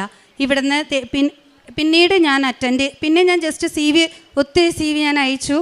പക്ഷെ ആരും വിളിക്കുന്നില്ല. ഒന്നെങ്കിൽ നിങ്ങൾക്ക് എക്സ്പീരിയൻസ്, നിങ്ങൾക്ക് അതിൽ അവിടുത്തെ കുറച്ച് നിയമങ്ങളനുസരിച്ച് അങ്ങനെ എടുക്കാൻ പറ്റില്ല, പെർമിറ്റ് തരാൻ പറ്റത്തില്ല എന്നൊക്കെ പറഞ്ഞ് പിന്നെ എന്നെ വിളിക്കുന്നത് ഒത്തിരി ദൈവം അനുഗ്രഹിച്ച് ഒന്ന് മാത്രമേ ഞാൻ പറയുന്നുള്ളൂ. എനിക്ക് ഒരു ഇൻ്റർവ്യൂ വരികയാണ്, ഡയറക്റ്റ് ഇൻ്റർവ്യൂ ആണ്. അവിടെ പോയി ഞാൻ അറ്റൻഡ് ചെയ്യുന്നു. 10 മിനിറ്റ് എന്നുള്ള ഇൻ്റർവ്യൂ എന്ന് പറയുമ്പോൾ ഒരു 3/4 മണിക്കൂറോളം ഇൻ്റർവ്യൂ. അവസാനം ഒരു പറഞ്ഞു, ഞങ്ങൾക്ക് ജോയിൻ ചെയ്യാൻ, കുഞ്ഞുമോളെ നിങ്ങൾക്ക് ഇവിടെ ജോയിൻ ചെയ്യാൻ ഞങ്ങൾ ഭയങ്കര ഹാപ്പിയാണെന്ന് പറഞ്ഞു. പിന്നീട് തിരിച്ചിറങ്ങി കഴിഞ്ഞപ്പോൾ ഞാൻ എല്ലാവരോടും സംസാരിച്ച് കഴിഞ്ഞപ്പോൾ ഏറ്റവും നല്ലൊരു നഴ്സിംഗ് ഹോമാണ്. അതും 35 സിസ്റ്റേഴ്സിനെ ആണ് അവിടെ റെസിഡൻസ് ആയിട്ടുള്ളത്. ദൈവം ഒത്തിരി എന്നെ അനുഗ്രഹിച്ചു. ഞാൻ വിചാരിക്കാത്ത സാലറി, എല്ലാ കാര്യങ്ങളും പരിശുദ്ധ അമ്മ വഴി എൻ്റെ ഉടമ്പടി ജീവിതത്തിൽ എൻ്റെ കഴിവല്ല, not by my merit but by God's grace എന്നെ ഇതുവരെ ദൈവം നടത്തി. അതിനുശേഷം ഞാൻ വിചാരിച്ചു ഇനി വിസയ്ക്ക് വെക്കാമെന്ന്. വിസയ്ക്ക് വെച്ചു. ഞാൻ വിസയ്ക്ക് വേണ്ടി എൻ്റെ മക്കൾക്കും എൻ്റെ ഹസ്ബൻഡിൻ്റെ ഫാമിലി വിസയ്ക്ക് വേണ്ടി വെച്ചിരിക്കുക. അതും സമയത്തിൻ്റെ പൂർത്തീകരണത്തിൽ ഞാൻ അത് സാധിക്കും, അത് വിസ അടിക്കുമെന്നും അവരെ ഞങ്ങളോടൊപ്പം ജോയിൻ ചെയ്യുമെന്നും ഞാൻ പൂർണ്ണമായിട്ട് വിശ്വസിക്കുന്നു. ആ സമയത്ത് വരാനാണ് ഞാൻ വിചാരിച്ചത്. അതിനു മുമ്പ് ഒരു മെഡിക്കൽ എമർജൻസി കാരണം ഞാൻ നാട്ടിലേക്ക് പെട്ടെന്ന് വരികയും എനിക്കൊരു സർജറി നടത്തുകയും ബയോപ്സിയുടെ കാര്യം പറഞ്ഞപ്പോൾ ചെറിയൊരു ടെൻഷനുണ്ടായിരുന്നു. പക്ഷെ അന്ന് രാവിലെ വെളുപ്പിന് ഞാൻ പ്രാർത്ഥിച്ച് എല്ലാം മാതാവിൽ ഏൽപ്പിക്കുക, പരിശുദ്ധ അമ്മ എല്ലാം നോക്കിക്കോളും. പിന്നീട് ബയോപ്സി റിപ്പോർട്ട് വന്നു, എല്ലാം നെഗറ്റീവാണ്. എല്ലാം ദൈവത്തിന് ഒത്തിരി നന്ദി. പരിശുദ്ധ അമ്മയ്ക്കും ദൈവകുമാരനും നന്ദി. എൻ്റെ പ്രേക്ഷിത പ്രവർത്തനങ്ങളെന്ന് പറയാനായിട്ട് പത്രം കൊണ്ടുപോയി, ഇംഗ്ലീഷ് പത്രം ഞാൻ ഇവിടുന്ന് കഴിഞ്ഞ പ്രാവശ്യം ഉടമ്പടി പുതുക്കി കഴിഞ്ഞപ്പോൾ കൊണ്ടുപോയി. അവിടുത്തെ ഇംഗ്ലീഷ് മാസമാണ്, എല്ലാ ദിവസവും എനിക്ക് കൂടാൻ പറ്റും. അപ്പോൾ അവിടെ കൊണ്ടുപോയി കൊടുക്കും. അവർക്കൊക്കെ അതൊരു പുതിയ അനുഭവമായിരുന്നു. ഇപ്രാവശ്യം ഇന്ന് വന്നത് ഞാൻ ഉടമ്പടി പുതുക്കാൻ വേണ്ടിയിട്ടാണ്. ഞാൻ പത്രം വാങ്ങിച്ചിട്ടുണ്ട്, ഞാൻ അവിടേക്ക് കൊടുക്കും. പിന്നീട് എനിക്ക് എല്ലാ ദിവസവും ചില സമയങ്ങളിൽ എനിക്ക് വീഴ്ച വന്നിട്ടുണ്ട്. ഉടമ്പടി എടുത്തിട്ട് ചില സമയത്ത് മടി പിടിച്ച് കിടക്കും. ചില സമയങ്ങളിൽ കുർബാനയ്ക്ക് ഇന്ന് തണുപ്പല്ലേ പോകണ്ടെന്ന് വിചാരിക്കും. പക്ഷേ കറക്റ്റ് ഒരു 9:30-10 മണിക്കൊക്കെ അവിടെയൊക്കെ കുർബാനയ്ക്ക് പോയാൽ മതി. പക്ഷേ ഒരു 9:15 ആകുമ്പോഴേക്കും പെട്ടെന്ന് ചാടി എണീറ്റ് പള്ളിയിൽ പോകാനും കുമ്പസാരം നടത്താനും എല്ലാ ദിവസവും സാധിക്കും. പിന്നെ ഏറ്റവും വലിയ അനുഗ്രഹം എന്ന് വെച്ച് കഴിഞ്ഞാൽ എൻ്റെ നഴ്സിംഗ് ഹോമിൽ എനിക്ക് എല്ലാ ദിവസവും കുർബാനയ്ക്ക് പോകാൻ പറ്റും. എന്നും അവിടെ കുർബാനയുണ്ട്. ഇപ്പം ഞാൻ ജോയിൻ ചെയ്തപ്പോൾ ഒരു കാര്യമേ പറഞ്ഞുള്ളൂ, എനിക്ക് ഞായറാഴ്ച ഡ്യൂട്ടി തരാതിരിക്കാൻ പരമാവധി അപ്പോഴെൻ്റെ അഡോൺ പറഞ്ഞത്, നീ ഞായറാഴ്ചയും ഡ്യൂട്ടിക്ക് വന്നോ, നിനക്കിവിടെ എല്ലാ ദിവസവും കുർബാനയുണ്ടല്ലോ, കുർബാന കൂടാം, അവിടെ ആർക്ക് വേണമെങ്കിലും കുർബാന കൂടാം, ജോയിൻ അവിടെ സ്റ്റാഫിനായാലും എല്ലാവരും സിസ്റ്റേഴ്സാണല്ലോ. അപ്പോൾ അതുകൊണ്ട് എല്ലാ ദിവസവും കുർബാനയുണ്ട്. അതുകൊണ്ട് എനിക്ക് കുർബാനയ്ക്ക് മുടക്കം വന്നിട്ടില്ല, കുമ്പസാരയ്ക്ക് മുടക്കം വന്നിട്ടില്ല. എല്ലാം എന്നെ ദൈവത്തിലേക്ക് യേശയ്യാ പ്രവാചകൻ്റെ പുസ്തകം 45-ാം അധ്യായം 2-3 വാക്യങ്ങൾ പറയുന്ന പോലെ, ഞാൻ നിനക്ക് മുമ്പേ പോയി മലകൾ നിരപ്പാക്കുകയും പിച്ചളവാതിലുകൾ തകർക്കുകയും ഇരുമ്പോടമ്പിൽ ഒടിക്കുകയും ചെയ്യും. നിന്നെ പേര് ചൊല്ലി വിളിക്കുന്ന ഇസ്രായേലിൻ്റെ കർത്താവായ ദൈവം ഞാനാണെന്ന് നീ അറിയേണ്ടതിന് അന്ധകാരത്തിലെ നിധികളും രസധനശേഖരവും ഞാൻ നിനക്ക് തരുമെന്ന് എൻ്റെ ജീവിതത്തിൽ ഉടനീളം ദൈവം അനുഗ്രഹിക്കുന്ന ഇതൊക്കെ ഓർക്കുമ്പോൾ നമ്മളൊക്കെ ഈ ചെറിയ ജീവിതത്തിൽ ഒത്തിരി നന്മകൾ ചെയ്യാനുണ്ട്. അതെല്ലാം ഞാൻ തിരിച്ചറിയുന്നു. എൻ്റെ ആത്മീയ ജീവിതം ചില സമയങ്ങളിൽ തകർന്നു പോയാലും എന്നെ ഉയർത്തെഴുന്നേൽപ്പിക്കാനായിട്ട് എൻ്റെ പരിശുദ്ധ അമ്മ എപ്പോഴും എൻ്റെ കൂടെയുണ്ടെന്നുള്ള വിശ്വാസം, അതിലുപരി എനിക്ക് വേണ്ടി പ്രാർത്ഥിക്കുന്ന ഒരു പ്രാർത്ഥനാ സമൂഹം എന്നോടൊപ്പം ഉണ്ടെന്ന് എനിക്ക് പൂർണ്ണമായിട്ട് വിശ്വസിക്കാനായിട്ട് ഒത്തിരി അനുഗ്രഹങ്ങൾ, ഒത്തിരി അത്ഭുതങ്ങൾ എൻ്റെ കൺമുന്നിൽ കാണാം. ഒത്തിരി അനുഗ്രഹങ്ങൾ എനിക്ക് ദൈവം തന്നിട്ടുണ്ട്. 2-3 കാര്യങ്ങളെ എനിക്കിവിടെ പറയാൻ പറ്റും. പിന്നെ ഒത്തിരി ദേഷ്യപ്പെടുന്ന, പെട്ടെന്ന് കോപിക്കുന്ന ഒരു ക്യാരക്ടറായിരുന്നു എൻ്റെ. ഇപ്പോൾ അതൊക്കെ പരമാവധി ഒരു പകുതിയൊക്കെ കുറയ്ക്കാനൊക്കെ ആയിട്ട് എനിക്ക് എൻ്റെ ദൈവം, എൻ്റെ പരിശുദ്ധ അമ്മ സഹായിച്ചിട്ടുണ്ട്. പിന്നെ എന്നും പണ്ടൊക്കെ ബൈബിള് നമ്മളിപ്പോൾ കുടുംബ പ്രാർത്ഥനയ്ക്ക് വായിക്കുക, നീ വായിക്കി, ഞാൻ വായിക്കി, കുട്ടികളോടായാലും നീ വായിക്കി. പക്ഷേ എന്നും ബൈബിള് വായിക്കാനും ബൈബിൾ എഴുതാനും പുതിയ നിയമം എഴുതി കംപ്ലീറ്റ് ചെയ്യാനും പഴയ നിയമം എഴുതി തുടങ്ങി ഒരു ഭാഗം ആക്കി തീർക്കാനൊക്കെ പരിശുദ്ധ അമ്മയാണ്. റിയ, ഇതെൻ്റെ ഹസ്ബൻഡ് ജോർജ്. ഞങ്ങൾ കൊച്ചിയിൽ നിന്നാണ് വരുന്നത്. ഞാനിവിടെ വന്ന് ഉടമ്പടി എടുക്കുന്നത് ഡിസംബർ 20, 2025 ഞങ്ങൾ പുത്തൻകുരിശ് വേലൂർ ഇടവക അംഗങ്ങളാണ്. ഞങ്ങളുടെ കല്യാണം കഴിഞ്ഞിട്ട് 8 മാസമായിട്ടുണ്ട്. കഴിഞ്ഞ നവംബർ മിഡോടുകൂടെ എൻ്റെ ഹസ്ബൻഡിന് ഇതുപോലെ തന്നെ ഭയങ്കരമായിട്ട് പനി അതിതീവ്രമായിട്ടുള്ള പനിയും തലവേദനയും സ്റ്റാർട്ട് ചെയ്തായിരുന്നു. അവൻ ബാംഗ്ലൂരാണ് വർക്ക് ചെയ്യുന്നത്. അപ്പോൾ അവിടെ നിന്ന് ഒരു പ്രൈം അനാലിസിസിൽ ക്ലിനിക്കിൽ പോയി പ്ലേറ്റ്ലെറ്റ്സ് കുറയുന്ന കണ്ട് ബ്ലഡ് ടെസ്റ്റ് ചെയ്തപ്പോൾ അവർ പറഞ്ഞത് ഡെങ്കു ആയിരിക്കും, നമുക്കൊന്നുകൂടി റീടെസ്റ്റ് ചെയ്യാം. പക്ഷേ ഡെങ്കു എല്ലാം നെഗറ്റീവായിരുന്നു, പനിയാണെങ്കിൽ കുറയുന്നും ഉണ്ടായിരുന്നില്ല. സോ അവൻ നാട്ടിലേക്ക് എത്തി. ഞങ്ങൾ രാജഗിരിയിൽ പോയി അഡ്മിറ്റ് ചെയ്തു. അപ്പോൾ പനി എന്ന് പറയുന്നത് 104 തന്നെയാണ്. സ്റ്റാർട്ടിങ്ങിൽ 100 പിന്നെ അത് ഗ്രാജുവലി ഇൻക്രീസ് ചെയ്ത് 104 അങ്ങനെ ഞങ്ങളവിടെ ഒരാഴ്ചത്തോളം അഡ്മിറ്റ് ആയിട്ടുണ്ട്. അന്നെന്ന് പറഞ്ഞു കഴിഞ്ഞാൽ വൈറൽ ഫീവർ എന്നാണ് നമ്മൾ വിചാരിച്ചുകൊണ്ട് തന്നെ ഡെങ്കു, ടൈഫോയിഡ് അങ്ങനെ എല്ലാവിധ ടെസ്റ്റുകളും ഞങ്ങൾ എടുത്തിട്ടുണ്ടായിരുന്നു. എല്ലാം നെഗറ്റീവാണ്. ഡെയിലി ബ്ലഡ് എടുക്കുന്നു, ടെസ്റ്റ് ചെയ്യുന്നു, എല്ലാം നെഗറ്റീവ്. ഞങ്ങൾക്ക് എന്താണ് റീസൺ എന്ന് ഇതുവരെ അറിയുന്നുണ്ടായിരുന്നില്ല. ലാസ്റ്റ് അവർ ഒന്നും ഇല്ലാഞ്ഞിട്ട് അവർ ലാസ്റ്റ് പെറ്റ് സ്കാൻ സജസ്റ്റ് ചെയ്തു. അപ്പോൾ ഒരു പനിയായിട്ട് വന്ന ഒരാൾ പെറ്റ് സ്കാനിലേക്ക് പോയപ്പോൾ തന്നെ എനിക്ക് ഭയങ്കര ടെൻഷനായി. അപ്പം എനിക്ക് ഭയങ്കര വിഷമമായിട്ട് എനിക്ക് ഈ കൃപാസനത്തിനെ പറ്റി എൻ്റെ അമ്മ ഇവിടെ വന്ന് ഉടമ്പടി എടുത്തതും പ്രകാരം എനിക്ക് അറിയുന്നതുമായി ഞാൻ ഇവിടെ വന്ന് പ്രാർത്ഥിക്കാമെന്ന് എൻ്റെ മനസ്സിൽ, ഇവന് പെറ്റ് സ്കാൻ ഓക്കെ ആണെങ്കിൽ ഞാൻ ഇവിടെ വന്ന് പ്രാർത്ഥിക്കാമെന്ന് ഞാൻ എൻ്റെ മനസ്സിൽ ഇങ്ങനെ പറയുന്നുണ്ടായിരുന്നു. അപ്പോൾ അന്ന് പെറ്റ് സ്കാനിൻ്റെ റിസൾട്ട് വന്നു. പെറ്റ് സ്കാനിൽ ഒന്നും ഉണ്ടായില്ല. അപ്പോൾ എനിക്ക് സമാധാനമായിരുന്നു ഉണ്ടായിരുന്നത്. പക്ഷേ അപ്പോഴും നമ്മുടെ പോയിന്റ് നമ്മുടെ എന്താണെന്ന് നമുക്ക് കണ്ടുപിടിക്കാൻ പറ്റുന്നില്ല. അപ്പോൾ ഞങ്ങളോട് ആദ്യം പറഞ്ഞത് പെറ്റ് സ്കാനിന് ഒന്നും കിട്ടിയില്ലെങ്കിൽ ബോൺ മാരോ എന്ന് പറയുന്ന ഇത് സജസ്റ്റ് ചെയ്തിരുന്നു. പക്ഷേ അവരപ്പോൾ ഞങ്ങളുടെ അടുത്ത് പറഞ്ഞു ബോൺ മാരോ ചെയ്യണ്ട, നമ്മൾ ഓൾറെഡി ഫൈനൽ ചെയ്തു, ഇതൊരു HLH എന്ന് പറയുന്ന ഒരു ഇമ്മ്യൂൺ ഡിസോർഡർ ആണെന്നാണ് പറഞ്ഞത്. അപ്പോൾ ഞങ്ങൾക്ക് ഇതിനെപ്പറ്റി ഒട്ടും അവെയർ അല്ല. ഇവർ പറഞ്ഞത് സ്റ്റിറോയിഡ് സ്റ്റാർട്ട് ചെയ്യാമെന്നാണ്. അപ്പോൾ സ്റ്റിറോയിഡ് സ്റ്റാർട്ട് ചെയ്യുന്നതിനെ പറ്റി എനിക്ക് വലിയ കുഴപ്പം തോന്നിയില്ല. ചെറിയ ഗ്രാജുവലി കൊടുക്കുന്നതിനൊന്നും പ്രശ്നമല്ല. പക്ഷേ എല്ലാവരും എന്നോട് പറഞ്ഞു. പക്ഷെ ഞാൻ ആ ഡോക്ടേഴ്സിനോട് ചോദിച്ചപ്പോൾ ഞാൻ ചോദിച്ചു ഇത് കൊടുത്തു കഴിഞ്ഞാൽ മാറുമെന്ന് ഞാൻ ചോദിച്ചു. അപ്പോൾ അവർ പറഞ്ഞു അവർക്കത് ഉറപ്പില്ല, അതിൽ മാറുന്നൊന്നും ഉറപ്പില്ല, ചിലപ്പോൾ നമുക്കതൊരു ഇൻഫെക്ഷൻ ആവാം, അങ്ങനെ എന്ത് വേണമെങ്കിലും സംഭവിക്കാമെന്ന് പറഞ്ഞു. അപ്പോൾ എനിക്ക് വീണ്ടും ടെൻഷനായി. കാരണം നമുക്ക് സ്റ്റിറോയിഡ് കൊടുത്തിട്ടും മാറില്ലെങ്കിൽ നമുക്കതൊരു ഉറപ്പായിട്ടും നമുക്കൊന്നും പറയാൻ പറ്റില്ലായിരുന്നു. അപ്പോൾ ഞങ്ങൾ ഓക്കെ ഒരു സെക്കൻഡ് ഒപ്പീനിയൻ എന്ന് ഇത് കൺഫേം ചെയ്തിരിക്കുന്നത് ആകപ്പാടെ നമ്മുടെ ഒരു ഫെറിറ്റിൻ എന്ന് പറഞ്ഞ ലെവലുണ്ട്. അത് അവൻ്റെ ഗ്രാജുവലി 250 ലെവൽ വരേണ്ടത് അത് 3000 എബോ ആണ് ഇവന് കാണിക്കുന്നത്. അപ്പോൾ അങ്ങനെ അത് HLH എന്ന് പറയുന്ന ഒരു അസുഖമായിട്ടാണ് പറഞ്ഞത്. അപ്പോൾ ഞങ്ങൾ സെക്കൻഡ് ഒപ്പീനിയന് വേണ്ടിയിട്ട് വെല്ലൂരിക്ക് നമ്മൾ പോകാൻ റെഡിയായി. നമുക്ക് അന്നേ ദിവസം എനിക്ക് ഭയങ്കര ബുദ്ധിമുട്ടായിരുന്നു ഇങ്ങോട്ട് വരാൻ. പക്ഷെ എനിക്കിവിടെ വന്നേ പറ്റൂ എന്ന് എൻ്റെ മനസ്സ് പറഞ്ഞുകൊണ്ടിരുന്നു. ഞാൻ അന്നേ ദിവസം ഞാൻ എൻ്റെ ആൻറ്റീൻ്റെ കൂടെ ഞങ്ങൾ ഒരു 3 മണി 4 മണിക്ക് ഞാൻ അവിടെ നിന്ന് പുറപ്പെട്ട് ഞാൻ ഇവിടെ ഒരു 5 മണി ആ റേഞ്ചിൽ വൈകുന്നേരത്തിലാണ് ഞാൻ ഇവിടെ എത്തുന്നത്. ഞാൻ ഇവിടെ വന്ന് പ്രാർത്ഥിച്ചു. അപ്പോൾ ഇവിടെ ഒരു സിസ്റ്റർ ഉണ്ടായിരുന്നു. ഞങ്ങൾ ഈ കാര്യങ്ങളെല്ലാം പറഞ്ഞു. അപ്പോൾ സിസ്റ്റർ പറഞ്ഞു ഇതെല്ലാം മാറുമ്പോൾ ഇവിടെ വന്ന് ഉടമ്പടി എടുക്കണം എന്ന് പറഞ്ഞു. അപ്പോൾ ഓക്കെ ഞാൻ അതെല്ലാം വിചാരിച്ചു. പക്ഷെ ഞാൻ ഇവിടെ വെച്ച് എനിക്ക് ഇവിടെ നിന്ന് ഇറങ്ങിയത് മുതൽ എനിക്ക് ഭയങ്കര ഒരു കോൺഫിഡൻസ് ആയിരുന്നു. അതുവരെ ഞാൻ ഭയങ്കര ഡൗട്ട്ഫുൾ ആയിരുന്നു. എന്താ ചെയ്യണ്ടേ എന്താണെന്നൊന്നും എനിക്ക് അറിയില്ലായിരുന്നു. ഞാൻ അന്നേ ദിവസം മുതൽ പ്രാർത്ഥിക്കുന്നുണ്ട്. ഞാൻ ഒരു ഡേറ്റ് എൻ്റെ മനസ്സിൽ തന്നെ ഉണ്ട്, ഡിസംബർ 7 അവൻ്റെ അസുഖം മാറുമെന്ന് ഞാൻ തന്നെ എൻ്റെ മനസ്സിൽ പറയാൻ തുടങ്ങി.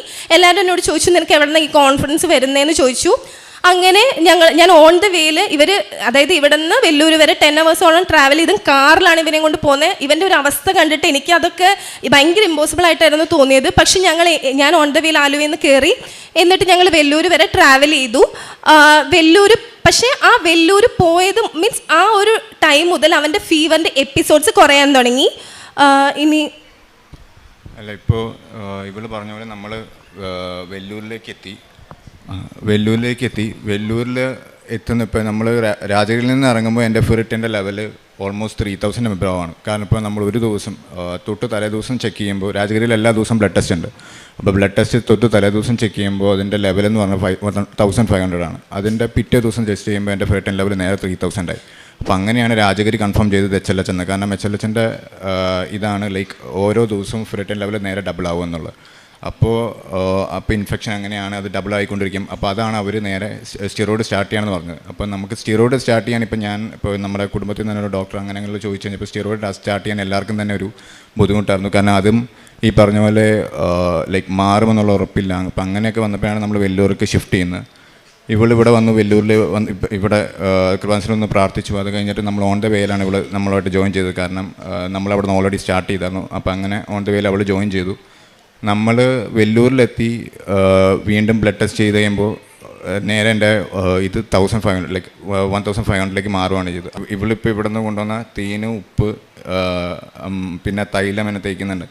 അപ്പോൾ അവിടെ നിന്ന് അത് മാത്രമല്ലാതെ വേറെ മെഡിക്കേഷനോ കാര്യങ്ങളോ ഒന്നും നമ്മൾ രാജഗിരി ടു വെല്ലൂർ ചെയ്തപ്പോൾ ഒന്നും തന്നില്ല. അപ്പോൾ ആ 10 hours ട്രാവലിനുള്ളിൽ പിന്നെ ഞാൻ വെല്ലൂർ ചെന്ന് അഡ്മിറ്റ് ആവാൻ വേണ്ടി നോക്കിയപ്പോൾ അന്നേരം എൻ്റെ ഫെറിറ്റിൻ ലെവൽ 1500 ആണ്. അപ്പോൾ വെല്ലൂരെന്ന് വെച്ച് തന്നെ അവർ ഈ HLH എന്ന് പറയുന്ന രോഗം ലൈക്ക് അത് അവർ കംപ്ലീറ്റ്ലി അവോയ്ഡ് ചെയ്തു. പിന്നെ നോക്കുമ്പോൾ ഈ പറഞ്ഞ പോലെ നമ്മുടെ ബ്ലഡ് ഇൻഫെക്ഷൻ കുറഞ്ഞുകൊണ്ടിരിക്കുകയാണ്. എനിക്ക് അവിടെ വലിയൊരു വെച്ചിട്ട് വേറെ മെഡിക്കേഷൻ ഒന്നും സ്റ്റാർട്ട് ചെയ്തില്ല, ബട്ട് എല്ലാം കുറഞ്ഞുകൊണ്ടിരിക്കുകയാണ്. ഈ പനിയാണെങ്കിലും നമ്മൾ ഫസ്റ്റ് എനിക്കൊരു 2 hours ലൈക്ക് രാജഗിരിയിൽ വെച്ചിട്ട് നമുക്ക് എന്തെങ്കിലും തന്നെ 2 hours ആണ്. 2 hoursനുള്ളിൽ എൻ്റെ പനി കുറഞ്ഞാലും 2 hours കഴിഞ്ഞാൽ പിന്നെ വീണ്ടും ഈ 104ലേക്ക് എൻ്റെ പനി വീണ്ടും വരും.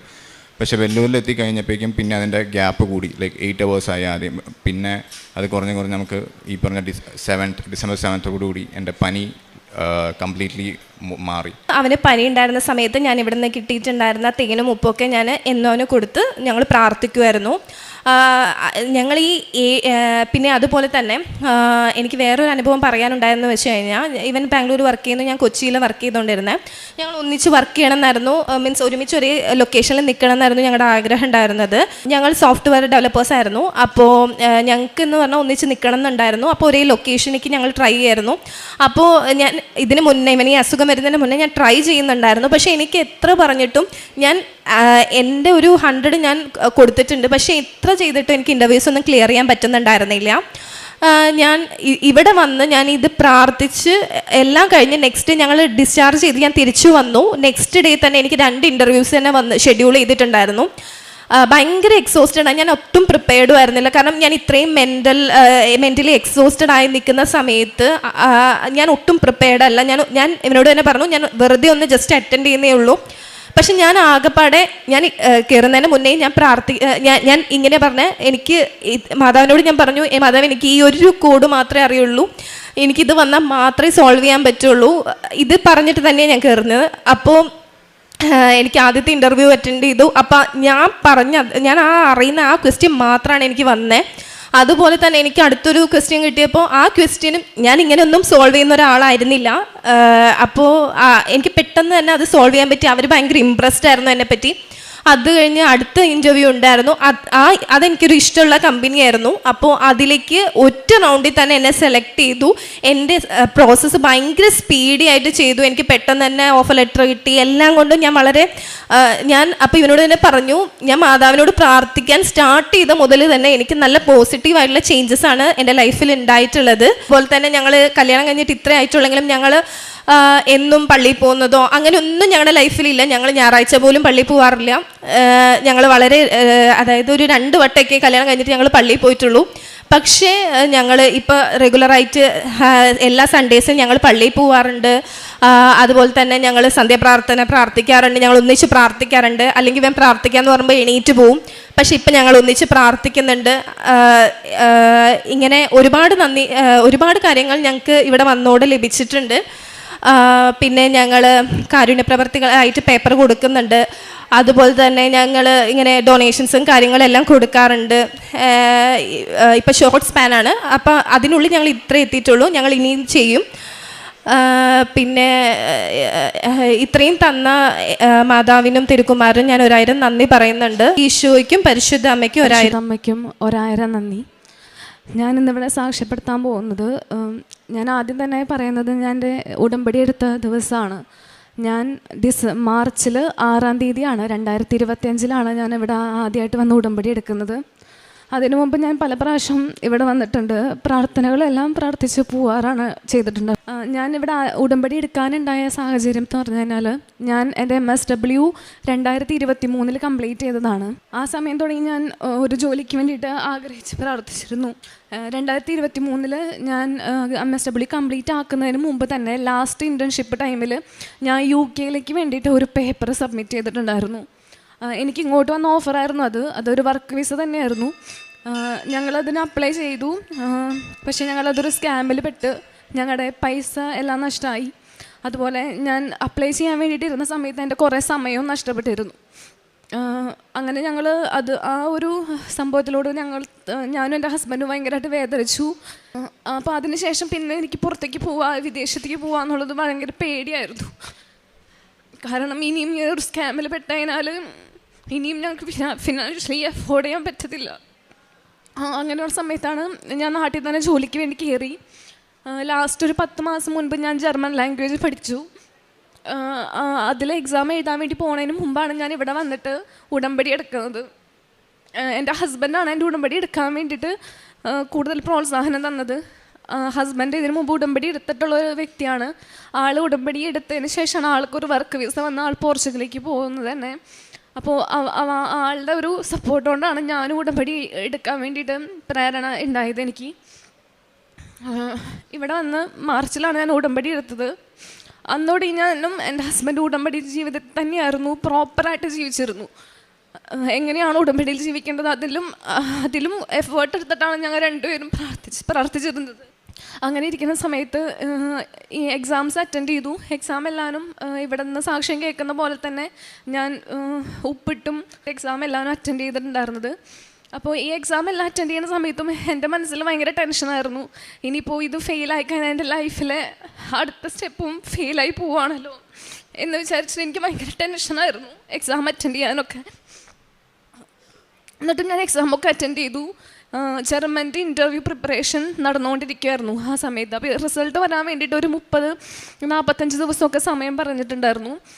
അപ്പോൾ ഞാൻ അതിന് വേണ്ടിയിട്ട് വെയിറ്റ് ചെയ്യുന്ന സമയത്ത് എൻ്റെ മനസ്സിലിങ്ങനെ വർക്ക് വിസ എഴുതാൻ പറഞ്ഞു. അപ്പോൾ എൻ്റെ വീട്ടിൽ ഒരു ലൂർദ് മാതാവുണ്ട്. നമ്മുടെ 13ാമത്തെ കൗണ്ടറിൽ ഇരിക്കുന്ന പോലെ തന്നെ ഒരു ലൂർദ് മാതാവ് എൻ്റെ വീട്ടിലുണ്ട്. ഞാനപ്പോൾ അതിനകത്ത് ഒരു പേപ്പറിൽ ഇങ്ങനെ എഴുതി, എൻ്റെ മനസ്സിലിങ്ങനെ ഇംഗ്ലീഷ് സ്പീക്കിംഗ് കൺട്രി എന്ന് എഴുതാൻ ഒരു പ്രചോദനം എനിക്ക് തന്നു. അപ്പം ഞാൻ അതിൽ ഇങ്ങനെ എഴുതി, മാതാവേ എനിക്കൊരു വർക്ക് വിസ തരണം. ഇപ്പോൾ ജർമ്മനിലേക്ക് പോവുകയാണെങ്കിൽ തന്നെ ഞാനൊരു സ്റ്റുഡൻറ്റ് വിസയ്ക്കാണ് പോവുക. പിന്നെയും ഒരു 3 years പഠിച്ച് പിന്നെ ഒരു ജോബിലേക്ക് കൺവേർട്ട് ചെയ്യാന്ന് പറയുന്നത് കുറച്ച് ഡിഫിക്കൽട്ടാണ്. അതുപോലെ എൻ്റെ ഹസ്ബൻഡിനെ എനിക്ക് കൊണ്ടുവരാൻ പറ്റില്ല. ഞങ്ങളുടെ കല്യാണം കഴിഞ്ഞിട്ട് ഇപ്പോൾ 4 വർഷമാവാണ്. ഒരുമിച്ച് ജീവിക്കാൻ ഞങ്ങൾക്ക് ഇതുവരെ പറ്റിയിട്ടില്ല. അപ്പം ഇങ്ങനെയെല്ലാം മനസ്സിൽ അത്ര പ്രഷറും എല്ലാം ഉണ്ട്, എനിക്ക് സ്ട്രെസ്സും എല്ലാം ഉണ്ട്. അങ്ങനെ ഇരിക്കുമ്പോഴാണ് ഞാൻ ഇങ്ങനൊരു മെസ്സേജ് എനിക്ക് കിട്ടിയപ്പോൾ ഞാൻ എൻ്റെ വീട്ടിൽ സാധാരണ ഒരു പേപ്പറിൽ ഞാനിങ്ങനെ എഴുതി, എനിക്ക് വർക്ക് വിസ വേണം, ഇംഗ്ലീഷ് സ്പീക്കിംഗ് കൺട്രി ആയിരിക്കണം. ഞാൻ എൻ്റെ മെറിറ്റ് അവിടെ വെച്ചു. എനിക്ക് എവിടെ അപ്ലൈ ചെയ്യണമെന്ന് എനിക്കറിയില്ല, എന്താ ചെയ്യേണ്ടതെന്ന് എനിക്കറിയില്ല മാതാവി എന്ന് പറഞ്ഞിട്ട് ഞാൻ ആ പേപ്പറിൽ ആ മെസ്സേജ് എഴുതി മാതാവിന് മുമ്പിൽ വെച്ചു. ഞാൻ എല്ലാ ദിവസവും പ്രാർത്ഥിക്കും. നിങ്ങൾ വിചാരിക്കണ ഇതിനേക്കാളും കൂടുതൽ എഫേർട്ട് ഇട്ട് ഞാൻ പ്രാർത്ഥിച്ചിരുന്നു. ഞാൻ എൻ്റെ ബൈബിൾ തുറക്കുമ്പോൾ എനിക്ക് പ്രത്യാശയ്ക്കും വകയുണ്ടെന്നുള്ള രീതിയിലുള്ള മെസ്സേജസാണ് എപ്പോഴും എനിക്ക് ബൈബിൾ ത്രൂ കിട്ടാറ്. ഞാൻ ബൈബിൾ തുറക്കുമ്പോൾ തന്നെ എനിക്ക് ഫീൽ ചെയ്യുന്നത് ഈശോയുടെ കൈയാണ് എനിക്ക് ഫീൽ ചെയ്യാറ്. എപ്പോഴും ഈശോയുടെ ആണിപ്പടുത്തുള്ള കഴിയും ആ കൈയ്യേക്ക് ഞാൻ എൻ്റെ കൈ വെച്ചിട്ട് തുറക്കുക എന്നുള്ള രീതിയിലാണ് എനിക്ക് എപ്പോഴും ബൈബിൾ വായിക്കുമ്പോൾ എനിക്ക് ഫീൽ ചെയ്യാറ്. ഞാൻ എന്താണോ മനസ്സിൽ പ്ലാൻ ചെയ്തിട്ടുള്ളത്, അല്ലെങ്കിൽ ഞാൻ എൻ്റെ മനസ്സിൽ ആ നിമിഷത്തിൽ വിഷമിക്കുന്ന കാര്യം എന്താണോ എന്നുള്ളത് എനിക്ക് ആ ബൈബിൾ വചനത്തിലൂടെ എപ്പോഴും എനിക്ക് കിട്ടാറുണ്ട്. അങ്ങനെ ഞാൻ പ്രാർത്ഥിച്ചു. ഞാൻ പിന്നെ വർക്ക് വിസയ്ക്ക് വേണ്ടി പ്രാർത്ഥിച്ചില്ല, ജർമ്മൻ എക്സാമിൻ്റെ റിസൾട്ടിന് വേണ്ടി പ്രാർത്ഥിച്ചില്ല. ഞാൻ പ്രാർത്ഥിച്ചിരുന്നത് മൊത്തം മരിച്ചവർക്ക് വേണ്ടിയിട്ടായിരുന്നു. അതുപോലെ തന്നെ ഫാദേഴ്സിന് വേണ്ടിയിട്ട്, വൈദികരാവുന്നവർക്ക് വേണ്ടിയിട്ട്, പുരോഹിതന്മാർക്ക്. അങ്ങനെയാണ് ഞാൻ എൻ്റെ എല്ലാ കൊന്തകളും സമർപ്പിച്ചിരുന്നത്. ഞാൻ 4 കൊന്തയൊക്കെ വെച്ച് എത്തിച്ചിരുന്നു. ആ ടൈമിൽ ഈസ്റ്ററിൻ്റെ ടൈം ആയതുകൊണ്ട് തന്നെ എല്ലാ ദിവസവും വൈകിട്ട് 3 മണിക്ക് ഞാനും എൻ്റെ ഹസ്ബൻഡും ഒരുമിച്ചിരുന്ന് കൊന്ത കുരിശിൻ്റെ വഴി എല്ലാവരും ഞങ്ങൾ 3 മണി നേരം ഉണ്ടെന്നുണ്ടെങ്കിൽ എവിടെയാണെങ്കിലും ഞങ്ങൾ വീട്ടിലേക്ക് വന്ന് അതും കറക്റ്റ് 3 മണിക്ക് ഞങ്ങൾ എത്തിച്ചിരിക്കും. അങ്ങനെ ആ പ്രേയേഴ്സൊക്കെ കഴിഞ്ഞു. ഒരു ദിവസം ഞങ്ങൾ റെസ്റ്റ് ചെയ്യുന്ന സമയത്ത് ഒരു 2:30-2:45 ഹസ്ബൻഡിൻ്റെ ഫോണിലേക്ക് ഒരു മെസ്സേജ് വന്നു. ഞങ്ങൾ 2023 ലാസ്റ്റ് 24 ഫസ്റ്റ് ജനുവരിയിലേക്ക് ഒരു ചേട്ടൻ ഞങ്ങൾ കോൺടാക്ട് ചെയ്തിരുന്നു. ഞാൻ MSW കഴിഞ്ഞ സമയത്ത് ആ ചേട്ടൻ അയർലൻഡിലേക്ക് നേഴ്സുമാരെ കൊണ്ടുപോകുന്ന ചേട്ടനായിരുന്നു. അപ്പം ഞങ്ങളിങ്ങനെ വിളിച്ചപ്പോൾ സമയത്ത് പറഞ്ഞു, സോഷ്യൽ വർക്കേഴ്സിന് ഇപ്പോൾ അവരെ എടുക്കുന്നില്ല, നേഴ്സുമാർക്ക് മാത്രമാണ് വേക്കൻസി ഉള്ളതെന്ന് പറഞ്ഞു. അപ്പം ഞങ്ങൾ CV അയച്ചു കൊടുത്തിട്ടില്ല, ഒന്നും ചെയ്തിട്ടില്ല, ജസ്റ്റ് വിളിച്ചു അന്വേഷിച്ചു മാത്രമേ ഉണ്ടായിട്ടുള്ളൂ. ഞങ്ങളുടെ കയ്യിൽ നിന്നും ആ ചേട്ടൻ്റെ ഫോൺ നമ്പർ നഷ്ടപ്പെട്ടിട്ടുണ്ടായിരുന്നു. പുതിയ ഫോണാണ്, 2 പേരുടെയും കോൺടാക്ട്സ് ഒക്കെ നഷ്ടപ്പെട്ടിരുന്നു. ഇങ്ങനെ പ്രാർത്ഥിച്ച 1 മാസം ഞാൻ ഉടമ്പടി എടുത്ത് കഴിഞ്ഞു. 1 മാസം കഴിഞ്ഞപ്പോൾ എൻ്റെ ഹസ്ബൻഡിൻ്റെ ഫോണിലേക്ക് ആ ചേട്ടൻ ഇങ്ങോട്ട് വിളിച്ചു. ഒരു 2:30-2:45 സമയത്ത് ഇങ്ങോട്ട് വിളിച്ചിട്ട് ചോദിച്ചു, ലിനറ്റ് ഇപ്പോഴും അവിടെ നാട്ടിലുണ്ടോ, ഇപ്പോൾ സോഷ്യൽ വർക്കേഴ്സിനുള്ള വേക്കൻസി ഓപ്പൺ ആയിട്ടുണ്ട്, നിങ്ങൾക്ക് ഇൻട്രസ്റ്റഡ് ആണെങ്കിൽ അപ്ലൈ ചെയ്യാമെന്ന് പറഞ്ഞിട്ട്. ആ സമയത്ത് ഞാനും എൻ്റെ ഹസ്ബൻഡും അത്രമാത്രം ഹാപ്പി ആയിരുന്നു. കാരണം ഒരിക്കലും ഞങ്ങൾ എവിടെ അപ്ലൈ ചെയ്തിട്ടില്ല, എവിടെയും ഒരു CV പോലും ഞങ്ങൾ കൊടുക്കാത്ത സാഹചര്യത്തിലാണ് ഞങ്ങൾ ഇങ്ങോട്ട് അവർ കോൺടാക്ട് ചെയ്ത് വിളിച്ചിട്ട് പറയുന്നത് സോഷ്യൽ വർക്കേഴ്സിന് ആവശ്യമുണ്ട്, നിങ്ങൾക്ക് ഇപ്പോൾ അവൈലബിൾ ആണെങ്കിൽ അപ്ലൈ ചെയ്യാമെന്ന്. അങ്ങനെയാണ് ഞാൻ ഇതിന് വേണ്ടിയിട്ട് അപ്ലൈ ചെയ്തിട്ടുള്ളത്. ഞാൻ ഈ പ്രാർത്ഥിക്കുന്ന സമയത്തൊക്കെ എനിക്ക് 1, 2, 2, 1 അങ്ങനത്തെ ഒരു ഡേറ്റ് കിട്ടുമായിരുന്നു. അതെന്താണെന്ന് എനിക്ക് അറിയില്ലായിരുന്നു. ഡിസംബറിലാണ് അപ്പം എനിക്ക് എൻ്റെ വിസ അടിച്ച് വന്നത്. അതാണ് ഈ 1, 2 എന്നുള്ള ഡേറ്റ് എനിക്ക് പലപ്പോഴായിട്ട് കിട്ടിയിട്ടുണ്ടായിരുന്നത്. അതുപോലെ ഈ സമയങ്ങളിൽ എനിക്ക് പുറത്തു പോകാൻ പറ്റാണ്ട് ഞാൻ കുറച്ച് 1.5-2 വർഷത്തോളമായി ഞാൻ ഇപ്പോൾ വർക്ക് ചെയ്യുന്നുണ്ടെങ്കിലും പ്രത്യേകിച്ച് ഒരു ഇമ്പ്രൂവ്മെൻറ്റ് എൻ്റെ ലൈഫിലില്ല. ആ സമയത്തൊക്കെ എന്നെ ഭയങ്കരമായിട്ട് സൊസൈറ്റി ആണെങ്കിലും എല്ലാവരും പല രീതിയിൽ എന്നെ വേദനിപ്പിച്ചിട്ടുണ്ടെങ്കിലും ഞാൻ അവർക്ക് വേണ്ടി പ്രാർത്ഥിച്ചിരുന്നു. അതിലൊക്കെ കൂടിയാണ് എനിക്ക് കൂടുതൽ അനുഗ്രഹം കിട്ടിയതായിട്ട് എനിക്ക് ഫീൽ ചെയ്തിട്ടുള്ളത്. പിന്നെ ഒരു മാതാവിൻ്റെ പ്രസൻസ് എനിക്ക് പലപ്പോഴായിട്ട് ഫീൽ ചെയ്തിട്ടുണ്ടായിരുന്നു. ഞാൻ ഈ ബൈബിൾ വായിക്കുന്ന കാര്യത്തിൽ ഭയങ്കര ഇനീഷ്യേറ്റീവ് എടുത്തിരുന്നു. ഭയങ്കര ഇൻട്രസ്റ്റോട് കൂടിയിട്ടാണ് ഞാൻ ബൈബിൾ വായിക്കാനായിട്ട് ഇരിക്കുക. അപ്പോൾ പലപ്പോഴും ഈ ജോലിയുടെ കാര്യങ്ങളൊന്നും ശരിയാവാത്തതും എല്ലാവരുടെ സൈഡിൽ നിന്നുള്ള സ്ട്രെസ്സും കാരണം ഞാൻ പലപ്പോഴും ബൈബിൾ വായിക്കുമ്പോൾ കരയും. അത് ഞാൻ ആഗ്രഹിച്ചിട്ട് കരയുന്നതല്ല, എൻ്റെ മനസ്സിലുള്ള പെയിൻ കാരണം ഞാൻ കരഞ്ഞു പോകുന്നതാണ്. ആ ടൈമിൽ അങ്ങനെ കരഞ്ഞ് ഞാൻ ഒരു ദിവസം കിടക്കുന്ന സമയത്ത് ഉറക്കത്തിൽ എനിക്ക് പലപ്പോഴായിട്ട് മാതാവിൻ്റെ പ്രസൻസ് ഫീൽ ചെയ്തിട്ടുണ്ട്. ഇവിടുന്ന് ഉടമ്പടി എടുത്ത് പോയ 2 ദിവസത്തിൽ തന്നെ എനിക്ക് കാവൽ മാലാഖമാരെയാണ് സ്വപ്നം കാണാൻ കഴിഞ്ഞത്. അതിന് ശേഷമുള്ള ദിവസം ഇങ്ങനെ ഞാൻ എന്നാണോ ബൈബിൾ തുറന്ന് കരഞ്ഞിട്ടുള്ളത് ആ ദിവസങ്ങളിലൊക്കെ ബൈബിൾ തുറന്നിരിക്കണ എൻ്റെ ബാക്കിൽ മാതാവ് നിന്ന് പ്രാർത്ഥിക്കുന്നതാണ് എനിക്ക് പലപ്പോഴും സ്വപ്നത്തിൽ കാണാൻ പറ്റിയിട്ടുണ്ടായിരുന്നു. ഇതുപോലെ മെയ് മാസം തിരിച്ച് എൻ്റെ ഹസ്ബൻഡ് പോവായിരുന്നു. അപ്പോൾ ഞാൻ ഭയങ്കരമായിട്ട് വിഷമിച്ചു. കാരണം എൻ്റെ ഫാമിലി ആരും നാട്ടിലില്ല. ഹസ്ബൻഡാണ് എനിക്ക് 2-3 മാസം ലീവിന് വന്ന സമയത്ത് കൂട്ടുണ്ടായത്. അപ്പോൾ ഹസ്ബൻഡ് പോയി കഴിഞ്ഞാൽ ഞാൻ ഇനി എന്ത് ചെയ്യുന്നു ആലോചിച്ചാൽ അതിനെ പറ്റിയൊരു കൺസേൺ ആയിരുന്നു. അപ്പോൾ ഞാൻ ഇവിടെ അച്ഛൻ്റെ ഡെയിലി ബ്രെഡിൽ ആ ദിവസങ്ങളിൽ അച്ഛൻ മാതാവ് വഴി എനിക്ക് മെസ്സേജ് തന്നിരുന്നു. ഇങ്ങനെ ഹസ്ബൻഡ് പുറത്തേക്ക് പോകാൻ വേണ്ടിയിട്ട് നിൽക്കുന്ന ഒരു കുട്ടിയും ഭയങ്കരമായിട്ട് വിഷമിക്കുന്നുണ്ട് എന്നൊക്കെ പറഞ്ഞിട്ട് ആ കുട്ടി ആത്മധൈര്യത്തോടെ ഇതിനെല്ലാം ഫേസ് ചെയ്യണം എന്ന് പറഞ്ഞിട്ട് അച്ഛൻ്റെ മെസ്സേജ് ആ ദിവസങ്ങളിലെ ഡെയിലി ബ്രെഡിൽ എനിക്ക് മാതാവ് തന്നിട്ടുണ്ടായിരുന്നു. ഇത് കഴിഞ്ഞ് ഞാൻ ഹോസ്റ്റലിലേക്ക് പോയി. ഹോസ്റ്റലിൽ നിൽക്കുന്ന സമയത്ത് ഞാൻ എല്ലാ ദിവസവും ചർച്ചിൽ പോകുമായിരുന്നു. അപ്പോൾ ഞാൻ അതുപോലെ എല്ലാ ദിവസവും സാക്ഷ്യം കാണാമായിരുന്നു. ഒരു ദിവസം ഞാൻ യൂട്യൂബിൽ സാക്ഷ്യം കാണുന്ന സമയത്ത് ഞാൻ നിൽക്കുന്ന ഹോസ്റ്റലിൻ്റെ അടുത്തുള്ള ചർച്ചിൽ വരണ ഒരു ചേച്ചി സാക്ഷ്യം പറയണത് കണ്ടു.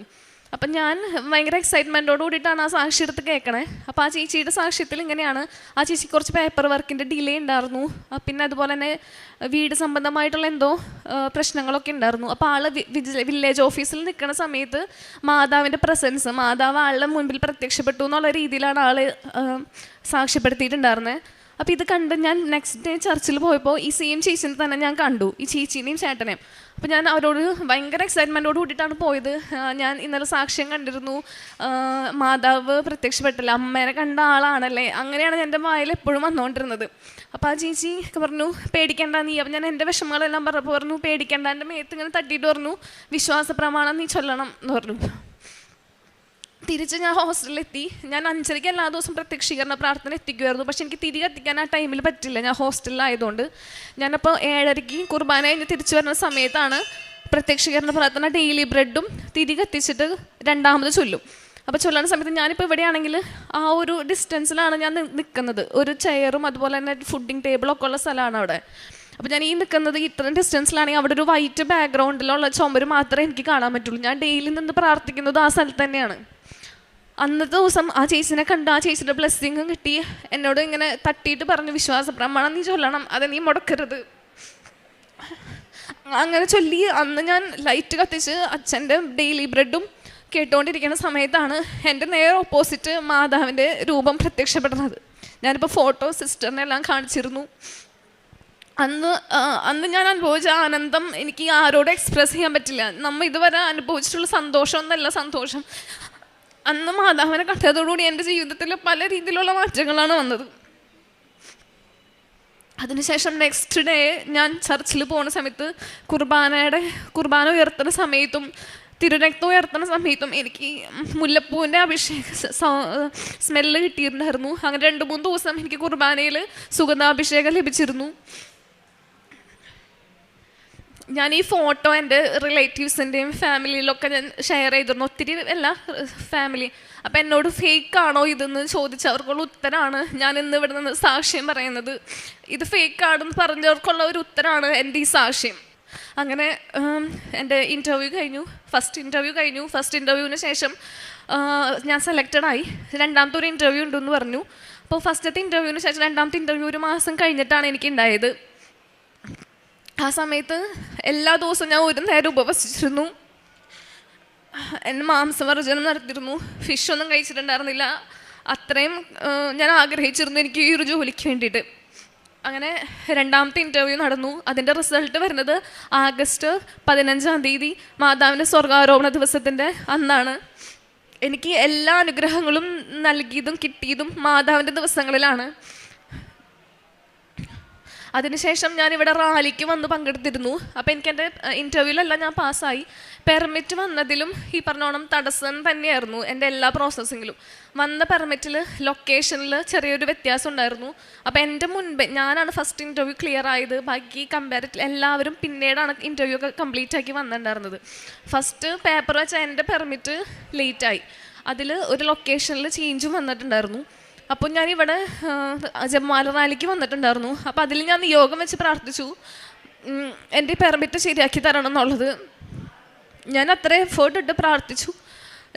ഒക്ടോബർ 31 എനിക്ക് എൻ്റെ പെർമിറ്റ് കറക്റ്റാക്കി മാതാവ് എനിക്ക് തന്നു. അന്ന് തന്നെ ഞാൻ VFSൽ ഡേറ്റ് എടുത്തു. നവംബർ 3 ഞാൻ വിസയ്ക്ക് സബ്മിഷൻ കഴിഞ്ഞു. ഇവിടെ ഡിസംബർ 7 മാതാവിനെ തൊട്ട് മുത്താനുള്ള അവസരത്തിലും ഞാൻ വന്നിട്ടുണ്ടായിരുന്നു. അപ്പോഴും എൻ്റെ വിസ വന്നിട്ടുണ്ടായിരുന്നില്ല. അപ്പം ഞാൻ അപ്പോഴും പ്രാർത്ഥിച്ചിരുന്നു. പിന്നെ ഡിസംബർ 8 എൻ്റെ ബർത്ത്ഡേ ആണ്. അമലോത്ഭവ മാതാവിൻ്റെ ദിവസമാണ് എൻ്റെ ജനിച്ചത്. അപ്പം എനിക്ക് ഭയങ്കര എക്സൈറ്റ്മെൻ്റ് ആയിരുന്നു. എല്ലാവരും ഇവിടെ സാക്ഷ്യം പറയുമ്പോൾ അവർക്ക് ബർത്ത്ഡേ ഗിഫ്റ്റ് കിട്ടി എന്ന് പറയുമ്പോൾ എനിക്കും പറയണമെന്ന് ഭയങ്കര ആഗ്രഹമായിരുന്നു. അപ്പം ഞാൻ അതിന് വേണ്ടി പ്രാർത്ഥിച്ചിരുന്നു. അങ്ങനെ 9 എൻ്റെ വിസ അടിച്ചു. ഡിസംബർ 10 എൻ്റെ കയ്യിൽ എൻ്റെ വിസ കിട്ടി. ഈ ജനുവരി 8 ഞാൻ അയർലൻഡിലേക്ക് പോവാണ്. മാതാവാണ് എനിക്ക് വഴി തുറന്നു തന്നത്. ഈശോയോട് കൂടുതൽ അടുക്കാൻ വേണ്ടിയിട്ട് എനിക്ക് ഉടമ്പടി എന്നെ സഹായിച്ചിട്ടുണ്ട്. ഞാൻ പണ്ടൊക്കെ ഒട്ടും പ്രാർത്ഥിക്കാത്തൊരു കുട്ടിയായിരുന്നു. എൻ്റെ ഫാമിലി ഭയങ്കര പ്രാർത്ഥനയിൽ ഭയങ്കരമായിട്ട് ഇമ്പോർട്ടൻസ് കൊടുത്തിരുന്ന ആൾക്കാരാണ്. ഞാൻ പലപ്പോഴും പ്രാർത്ഥനയിൽ പോലും പൂർണ്ണ പങ്കാളിത്തം ഇല്ലാതെ ഇരുന്നിട്ടുണ്ട്. അങ്ങനെയുള്ള എന്നെയാണ് ഈ കൃപാസനം എന്നുള്ള സ്ഥലം ഇത്രത്തോളം വളർത്തിയത്. ഉടമ്പടിക്ക് ശേഷമാണ് നിത്യജീവിതത്തിനെ പറ്റിയുള്ള ഒരു ചിന്ത എൻ്റെ ജീവിതത്തിൽ വന്നത്. ഇപ്പം എൻ്റെ പ്രാർത്ഥന മൊത്തം എനിക്കൊരു സക്സസ്ഫുൾ വുമൺ ആവണം എന്നല്ല, എനിക്ക് ഈശോയുടെ അടുത്തെത്തണം, ഈശോയുടെ കൂടെ ജീവിക്കണം എന്നുള്ളതാണ് എൻ്റെ ഉടമ്പടി ലക്ഷ്യം. എല്ലാവരും ഉടമ്പടി എടുത്തപ്പോൾ എന്നോട് ചോദിച്ചു നിൻ്റെ കാര്യം സാധിച്ചോ എന്നാണ്. എനിക്ക് അവരോട് പറയാനുള്ളത് എനിക്ക് എൻ്റെ കാര്യം സാധിക്കാൻ വേണ്ടിയിട്ടല്ല ഞാൻ ഇവിടെ വന്നത്. എനിക്ക് എൻ്റെ ഈശോയും എൻ്റെ മാതാവിനെയോ കൂടെ പിടിക്കാൻ വേണ്ടിയിട്ടാണ് ഞാൻ ഇവിടേക്ക് വന്നിട്ടുള്ളത്. അത് ഈ കൃപാസനം വഴി എനിക്ക് സാധിച്ചു തന്നിട്ടുണ്ട്. പിന്നെ പ്രേക്ഷിത പ്രവർത്തനങ്ങൾ എന്ന് പറഞ്ഞു കഴിഞ്ഞാൽ ഞാൻ എല്ലാ മാസവും പറ്റുന്ന മാസങ്ങളിൽ എല്ലാ ആഴ്ചകളിലും ഞാൻ ഡയാലിസിസ് പേഷ്യൻസിനെ പോയി കാണാറുണ്ട്. അവർക്ക് വേണ്ട സാമ്പത്തിക സഹായങ്ങൾ ഞാൻ ചെയ്യാറുണ്ട്. അതുപോലെ ഗവൺമെൻറ് ഹോസ്പിറ്റൽസിൽ ഫുഡ് കൊണ്ട് കൊടുക്കാറുണ്ട്. ഓഫണേജസിൽ പോകാറുണ്ട്. അവിടുത്തെ അപ്പച്ചന്മാർക്കും അമ്മച്ചിമാരുടെ അടുത്തും കുറേ നേരം ടൈം സ്പെൻഡ് ചെയ്യാറുണ്ട്. തിരിച്ചു വന്നിട്ട് അവർക്ക് വേണ്ടി ഞാൻ പ്രാർത്ഥിക്കാറുണ്ട്. കൂടുതലായിട്ട് ഞാൻ സാമ്പത്തിക സഹായമാണ് കാരുണ്യപ്രവൃത്തിയായിട്ട് ഞാൻ ചെയ്തിട്ടുള്ളത്. പ്രേക്ഷിത പ്രവർത്തനങ്ങൾ എന്ന് പറയുമ്പോൾ ഞാൻ ഇവിടുന്ന് കിട്ടുന്ന പത്രങ്ങൾ എല്ലാ സ്ഥലത്തും ഇപ്പം എൻ്റെ ഏജിലുള്ളവർ എന്നെ കളിയാക്കാറുണ്ട്. യൂത്തിലുള്ള പിള്ളേരെല്ലാവരും കളിയാക്കും, ചേച്ചിക്ക് നാണാവില്ലേ കൃപാസനത്തിൽ ഇങ്ങനെയൊക്കെ ഇത് ചെയ്യാൻ വേണ്ടിയിട്ട്, പത്രം കൊണ്ട് കൊടുക്കാൻ വേണ്ടിയിട്ട്, ഇവിടെ അങ്ങനെയാണ് ഇങ്ങനെയാണെന്നൊക്കെ പലപ്പോഴും പല ട്രോളും കേട്ടിട്ട് യൂത്തിലെ പിള്ളേർ എന്നോട് വന്ന് പറഞ്ഞിട്ടുണ്ട്. അവർക്ക് എല്ലാവർക്കുള്ള ഉത്തരമാണ് എനിക്ക് ഈ സാക്ഷ്യം. ഞാൻ പ്രേക്ഷിത പ്രവർത്തനം പറഞ്ഞ പോലെ കവലകളിൽ കൊണ്ട് കൊടുക്കാറുണ്ട്, ഓട്ടോ സ്റ്റാൻഡിൽ കൊടുക്കാറുണ്ട്, പള്ളികളിൽ കൊടുക്കാറുണ്ട്. എനിക്ക് പരിചയമില്ലാത്ത എല്ലാവരോടും സംസാരിച്ച് എൻ്റെ ഈ കിട്ടിയ അനുഗ്രഹം പോലും പറഞ്ഞ് ഞാൻ സാക്ഷ്യപ്പെടുത്തിയിട്ടുണ്ട്. ഞാൻ എൻ്റെ ഈ വിസയുടെ കാര്യം ആദ്യമായിട്ട് ഞാൻ പറയുന്നത് ഈ അൾത്താരയിലാണ്. എൻ്റെ അപ്പയ്ക്കും അമ്മയ്ക്കും മദർ ഇൻ ലോയ്ക്കും ഹസ്ബൻഡിനും മാത്രമേ എൻ്റെ ഈ കാര്യം അറിയത്തുള്ളൂ. എൻ്റെ ചേച്ചിയോട് പോലും ഞാനിത് പറഞ്ഞിട്ടില്ല. ഇവിടെ വന്ന് സാക്ഷ്യപ്പെടുത്തിയതിന് ശേഷം മാത്രമാണ് ഞാൻ ഒരാളോട് പറയുള്ളൂ എന്ന് അമ്മോട് ഞാൻ പറഞ്ഞിട്ടാണ് ഇവിടുന്ന് പോയത്. എനിക്ക് നിങ്ങളോടൊക്കെ പറയാനുള്ളത്, എന്തെങ്കിലും ഡിലേ വരുവാണെന്നുണ്ടെങ്കിൽ നിങ്ങളുടെ പ്രോസസ്സിങ്ങിലോ അല്ലെങ്കിൽ പ്രാർത്ഥനയുടെ കാര്യത്തിൽ എന്തെങ്കിലും ഡിലേ വരുന്നുണ്ട് എന്നുണ്ടെങ്കിൽ അതൊരു ദൈവത്തിൻ്റെ പ്രൊട്ടക്ഷനാണ്. അത് ആ ലേറ്റ് ആവുന്നത് നിങ്ങൾക്ക് വേണ്ടിയിട്ടുള്ള ഒരു പ്രത്യേക അനുഗ്രഹം തരാൻ വേണ്ടി മാത്രമാണ്. ഈശോയ്ക്കും പരിശുദ്ധമ്മയ്ക്കും ഈശോയ്ക്കും മാതാവിനും സ്തുതി. എൻ്റെ പേര് ജോസി ആൻഡ്രൂസ്. ഞാൻ എറണാകുളത്തെ കോതാട് ഇടവകയിൽ നിന്നും വരുന്നു. ഞാനിവിടെ ഉടമ്പടി എടുക്കുന്നതിന് മുമ്പ് 2 പ്രാവശ്യം ഇവിടെ വന്ന് പോയിരുന്നു. ഇതെൻ്റെ ഭാര്യ ജാൻസി. ഞാൻ ഉടമ്പടി എടുക്കാനുണ്ടായ കാരണം എൻ്റെ ഇടത്തെ മുട്ടുകാലിൽ നീരും വേദനയും കാരണം ഒരു 3 വർഷത്തോളം ഞാൻ വളരെ വിഷമിച്ചു. പല കീ ഹോൾ സർജറിയൊക്കെ ചെയ്തിട്ടൊന്നും ശരിയായില്ല. അത് കഴിഞ്ഞൊരു ഡോക്ടറെ കണ്ടപ്പോൾ ഡോക്ടർ പറഞ്ഞു എൻ്റെ കാലിന് NETB ആണെന്ന് പറഞ്ഞു. പിന്നീട് അതിൻ്റെ മരുന്ന് സ്റ്റാർട്ട് ചെയ്തു. അത് വളരെ ശക്തമായ ആൻറ്റിബയോട്ടിക്കായിരുന്നു. അതൊരു കോഴ്സ് 6 മാസമായിരുന്നു ആദ്യം പറഞ്ഞിരുന്നത്. അത് 9 മാസത്തേക്ക് നീണ്ടു. ആ മരുന്നിൻ്റെ ശക്തി കാരണം, അതിൻ്റെ സൈഡ് എഫക്റ്റ് കാരണം എൻ്റെ ഒരു 3 മാസം കഴിഞ്ഞപ്പോഴേക്കും എൻ്റെ കണ്ണിൻ്റെ കാഴ്ച ശക്തി പോയി. ഒരു 5% ഒക്കെ കാണാൻ പറ്റുള്ളായിരുന്നു. അതുപോലെ എൻ്റെ കാൽമരവിപ്പ്. പിന്നെ അതിനേക്കാളും പ്രശ്നമാണ് എനിക്ക് ഉറങ്ങാൻ പറ്റില്ലായിരുന്നു. ഒരു രാത്രി 1 മണിക്കൂർ പോലും ഉറങ്ങാൻ പറ്റാത്തൊരവസ്ഥയായിരുന്നു. പിന്നെ ടെൻഷൻ. രാത്രി ഒരു 1 മണി കഴിഞ്ഞിട്ടുണ്ടെങ്കിൽ എല്ലാം നെഗറ്റീവ് ചിന്തകൾ മാത്രമേ വരുള്ളൂ മനസ്സിലോട്ട്. എങ്ങനെ ജീവിക്കും ഇങ്ങനെ എപ്പോഴും ജീവിതകാലം മുഴുവൻ? അതിൻ്റെ ഇടയ്ക്ക് ഞാൻ ഡോക്ടറെ എന്നോട് ആദ്യം പറഞ്ഞത് ഒരു കണ്ണ് ശരിയായി കിട്ടുമെന്നാണ് പറഞ്ഞു വെച്ചത്. പക്ഷേ 4 മാസം കഴിഞ്ഞപ്പോൾ ഡോക്ടർ ഒരു ദിവസം എന്നോട് ചെന്ന് കഴിഞ്ഞപ്പോൾ പറഞ്ഞു നിങ്ങളുടെ കണ്ണിനി ഒരിക്കലും ശരിയാവില്ല, ഇങ്ങനെ തന്നെ ജീവിക്കേണ്ടി വരുമെന്ന് പറഞ്ഞു. അതുപോലെ ഞാൻ തകർന്നു. ഞാൻ കുറേ കരഞ്ഞു. പിന്നെ ഈ പറഞ്ഞ ജീവിക്കാൻ സ്വയമായിട്ട് മരിക്കാൻ പോലും സ്വന്തമായിട്ട് പറ്റാത്തൊരവസ്ഥയിലായിപ്പോയി. പല വിധത്തിലും ചിന്തിച്ചു, പക്ഷേ ഒന്നും ചെയ്യാൻ പറ്റില്ല. അപ്പോൾ ആ നേരത്താണ് ഞാൻ മാതാവിനെ പറ്റി ഓർത്തതും ഇവിടെ വന്ന് ഉടമ്പടി എടുത്തതും. ഇവിടെ വന്ന് ഉടമ്പടി എടുക്കാൻ ഞാനും ഭാര്യയും എൻ്റെ മകനും കൂടിയാണ് വന്നത്. എൻ്റെ ഫോമിലൊക്കെ എഴുതാനായിട്ട് എനിക്ക് കണ്ണ് കാണില്ലായിരുന്നു.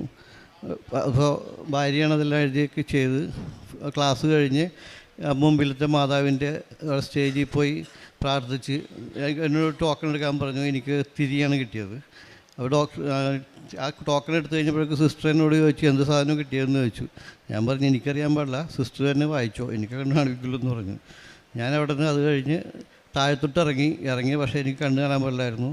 ഞാൻ നേരെ അവിടെ നിന്ന് ഉരുണ്ട് അടിച്ചടിച്ച് താഴത്തോട്ട് വിടും. പക്ഷേ പരിശുദ്ധ മാതാവ് അമ്മ എന്നെ കാത്തു. എനിക്ക് യാതൊരു പരിക്കും ഉണ്ടായിരുന്നില്ല. അന്ന് അത് കഴിഞ്ഞ് ഉടമ്പടി എടുത്ത് വീട്ടിൽ പോയിട്ട് അന്ന് സുഖമായിട്ട് ഒരു 6 മാസത്തിന് ശേഷം ഞാൻ സുഖമായിട്ട് കിടന്നുറങ്ങി. സമയച്ചുരുക്കത്തിൻ്റെ അമ്മ എന്ന് പറഞ്ഞത് ഞാനന്ന് അനുഭവിച്ചു. അന്ന് തുടങ്ങിയിട്ട് ഇന്ന് വരെ ഉറക്കത്തിന് യാതൊരു പ്രശ്നം ഉണ്ടായില്ല. ടെൻഷനും എല്ലാം അതോടെ മാറി. പിന്നീട് എൻ്റെ കണ്ണിൻ്റെ കാഴ്ചശക്തി കുറേശ്ശെ ശരിയാകാൻ തുടങ്ങി.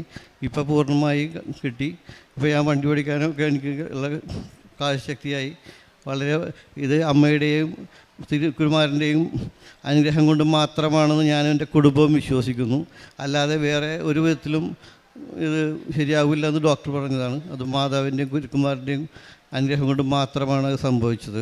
പിന്നീടുള്ളത് ഉണ്ടായിരുന്നത് എൻ്റെ മകൻ്റെ ഒരു കാര്യമായിരുന്നു. മകന് ഒരു MBA കഴിഞ്ഞിട്ട് 3 കൊല്ലം ബ്രേക്ക് ഉണ്ടായിരുന്നുകൊണ്ട് ജോലി കിട്ടാൻ വളരെ ബുദ്ധിമുട്ടായിരുന്നു. അത് താമസം വന്നു. പക്ഷേ ഞാനിവിടെ വന്ന് ഉടമ്പടിയത്തതിൻ്റെ നെക്സ്റ്റ് വീക്കിൽ കൊച്ചിയിൽ തന്നെ നല്ലൊരു ജോലി കിട്ടി. അവന് ഈ അടുത്ത ദിവസം അവൻ്റെ കല്യാണം കഴിഞ്ഞു. ഇതെല്ലാം അമ്മയുടെ അനുഗ്രഹം കൊണ്ട് മാത്രമാണെന്ന് ഞാൻ വിചാരിക്കുന്നു. ഞാനും എൻ്റെ കുടുംബം വിശ്വസിക്കുന്നു. ഈ ഞാൻ ആദ്യം വിചാരിച്ച് 2024 കഴിഞ്ഞ് 25 ഞാൻ കാണില്ല എന്നായിരുന്നു ഞാൻ വിചാരിച്ചിരുന്നത്. പക്ഷേ ദൈവം എന്നെ വളരെ അനുഗ്രഹിച്ചു, വീണ്ടും ഉയർത്തി കൊണ്ടുവന്നു. ഞാൻ എൻ്റെ കുടുംബവും വളരെ നന്ദി പറയുന്നു. പിന്നെയുള്ളത് പ്രേക്ഷിത പ്രവർത്തനം എന്ന് പറഞ്ഞിട്ടുണ്ടെങ്കിൽ ഈ ക്യാൻസർ രോഗികൾക്കും പിന്നെ പാവപ്പെട്ടവർക്കൊക്കെയുള്ള പൈസയും ധനസഹായവും ഇവിടുത്തെ ഉടമ്പടി എടുത്ത് വേറെ 2 പേരും കൂടിയിട്ട് ഇവിടെ റെയിൽവേ സ്റ്റേഷനിലൊക്കെ പാവപ്പെട്ട വഴി കിടക്കുന്ന ആളുകൾക്ക് ഭക്ഷണം എത്തിച്ചു കൊടുക്കുന്നുണ്ട്. പിന്നെ ഈ എല്ലാ ആഴ്ചയിലും രോഗികളെ സന്ദർശിക്കും. ഈ പൈസ കൊടുക്കാനൊക്കെ പോകുമ്പോഴേക്കും ഞാനൊരു വിൻസെൻ്റ് പോളിൻ്റെ ഒരു പ്രവർത്തനം കൂടിയാണ്. അപ്പോൾ അതിൻ്റെയും കൂടി പ്രവർത്തനം ഉള്ളതുകൊണ്ട് എപ്പോഴും എല്ലാ ആഴ്ചകളിലും ഈ രോഗികളെ കാണലും പൈസ കൊടുക്കാൻ പോകലും ഒക്കെ ഉണ്ട്. അപ്പോൾ കൂട്ടത്തിൽ എൻ്റെ ഇതും നടക്കും. എല്ലാം നമ്മൾ മാനസികമായിട്ടൊരു ഇങ്ങനെ ആൾക്കാരെ സഹായിക്കാനായിട്ടൊന്ന് മനസ്സ് വിചാരിച്ചിട്ടുണ്ടെങ്കിൽ മാതാവ് അതിനുള്ള സാഹചര്യങ്ങൾ ഒരുക്കി തരുമെന്ന് ഞാൻ വിശ്വസിക്കുന്നു. ആത്മീയമായി പറയുകയാണെങ്കിൽ എല്ലാ ദിവസവും ഞാൻ കുർബാന കൂടും. അത് പണ്ട് തുടങ്ങി തന്നെ നേരത്തെ തന്നെ ഉള്ളതാണ്. പിന്നെ ഇപ്പോൾ ഉടമ്പടി എടുത്തതിന് ശേഷം എല്ലാ രണ്ടാഴ്ച കൂടുമ്പോഴും കുമ്പസാരിച്ച് കുർബാനയ്ക്കുള്ളും എല്ലാ ദിവസവും കുർബാനയ്ക്കുള്ളും. പിന്നെ ഉള്ളത് വീട്ടിൽ പ്രാർത്ഥന എല്ലാ ദിവസവും കുടുംബ പ്രാർത്ഥനയിലൊക്കെ ചെല്ലാറുണ്ട്. അത് നേരത്തെ അല്ലാണെങ്കിൽ പോലും, പക്ഷേ ഇപ്പോൾ ഉടമ്പടി എടുത്തതിന് ശേഷം വളരെ തീക്ഷ്ണമായിട്ട് പ്രാർത്ഥിക്കാൻ എനിക്ക് പറ്റുന്നുണ്ട്. സ്വന്തമായിട്ടുള്ള പ്രാർത്ഥനകളും വളരെ വളരെ ടൈം വെച്ച് കൂടുതൽ പ്രാർത്ഥിക്കാൻ പറ്റുന്നുണ്ട്. എല്ലാം അമ്മ മാതാവിൻ്റെയും തിരുക്കുമാരൻ്റെയും അനുഗ്രഹം കൊണ്ടാണ്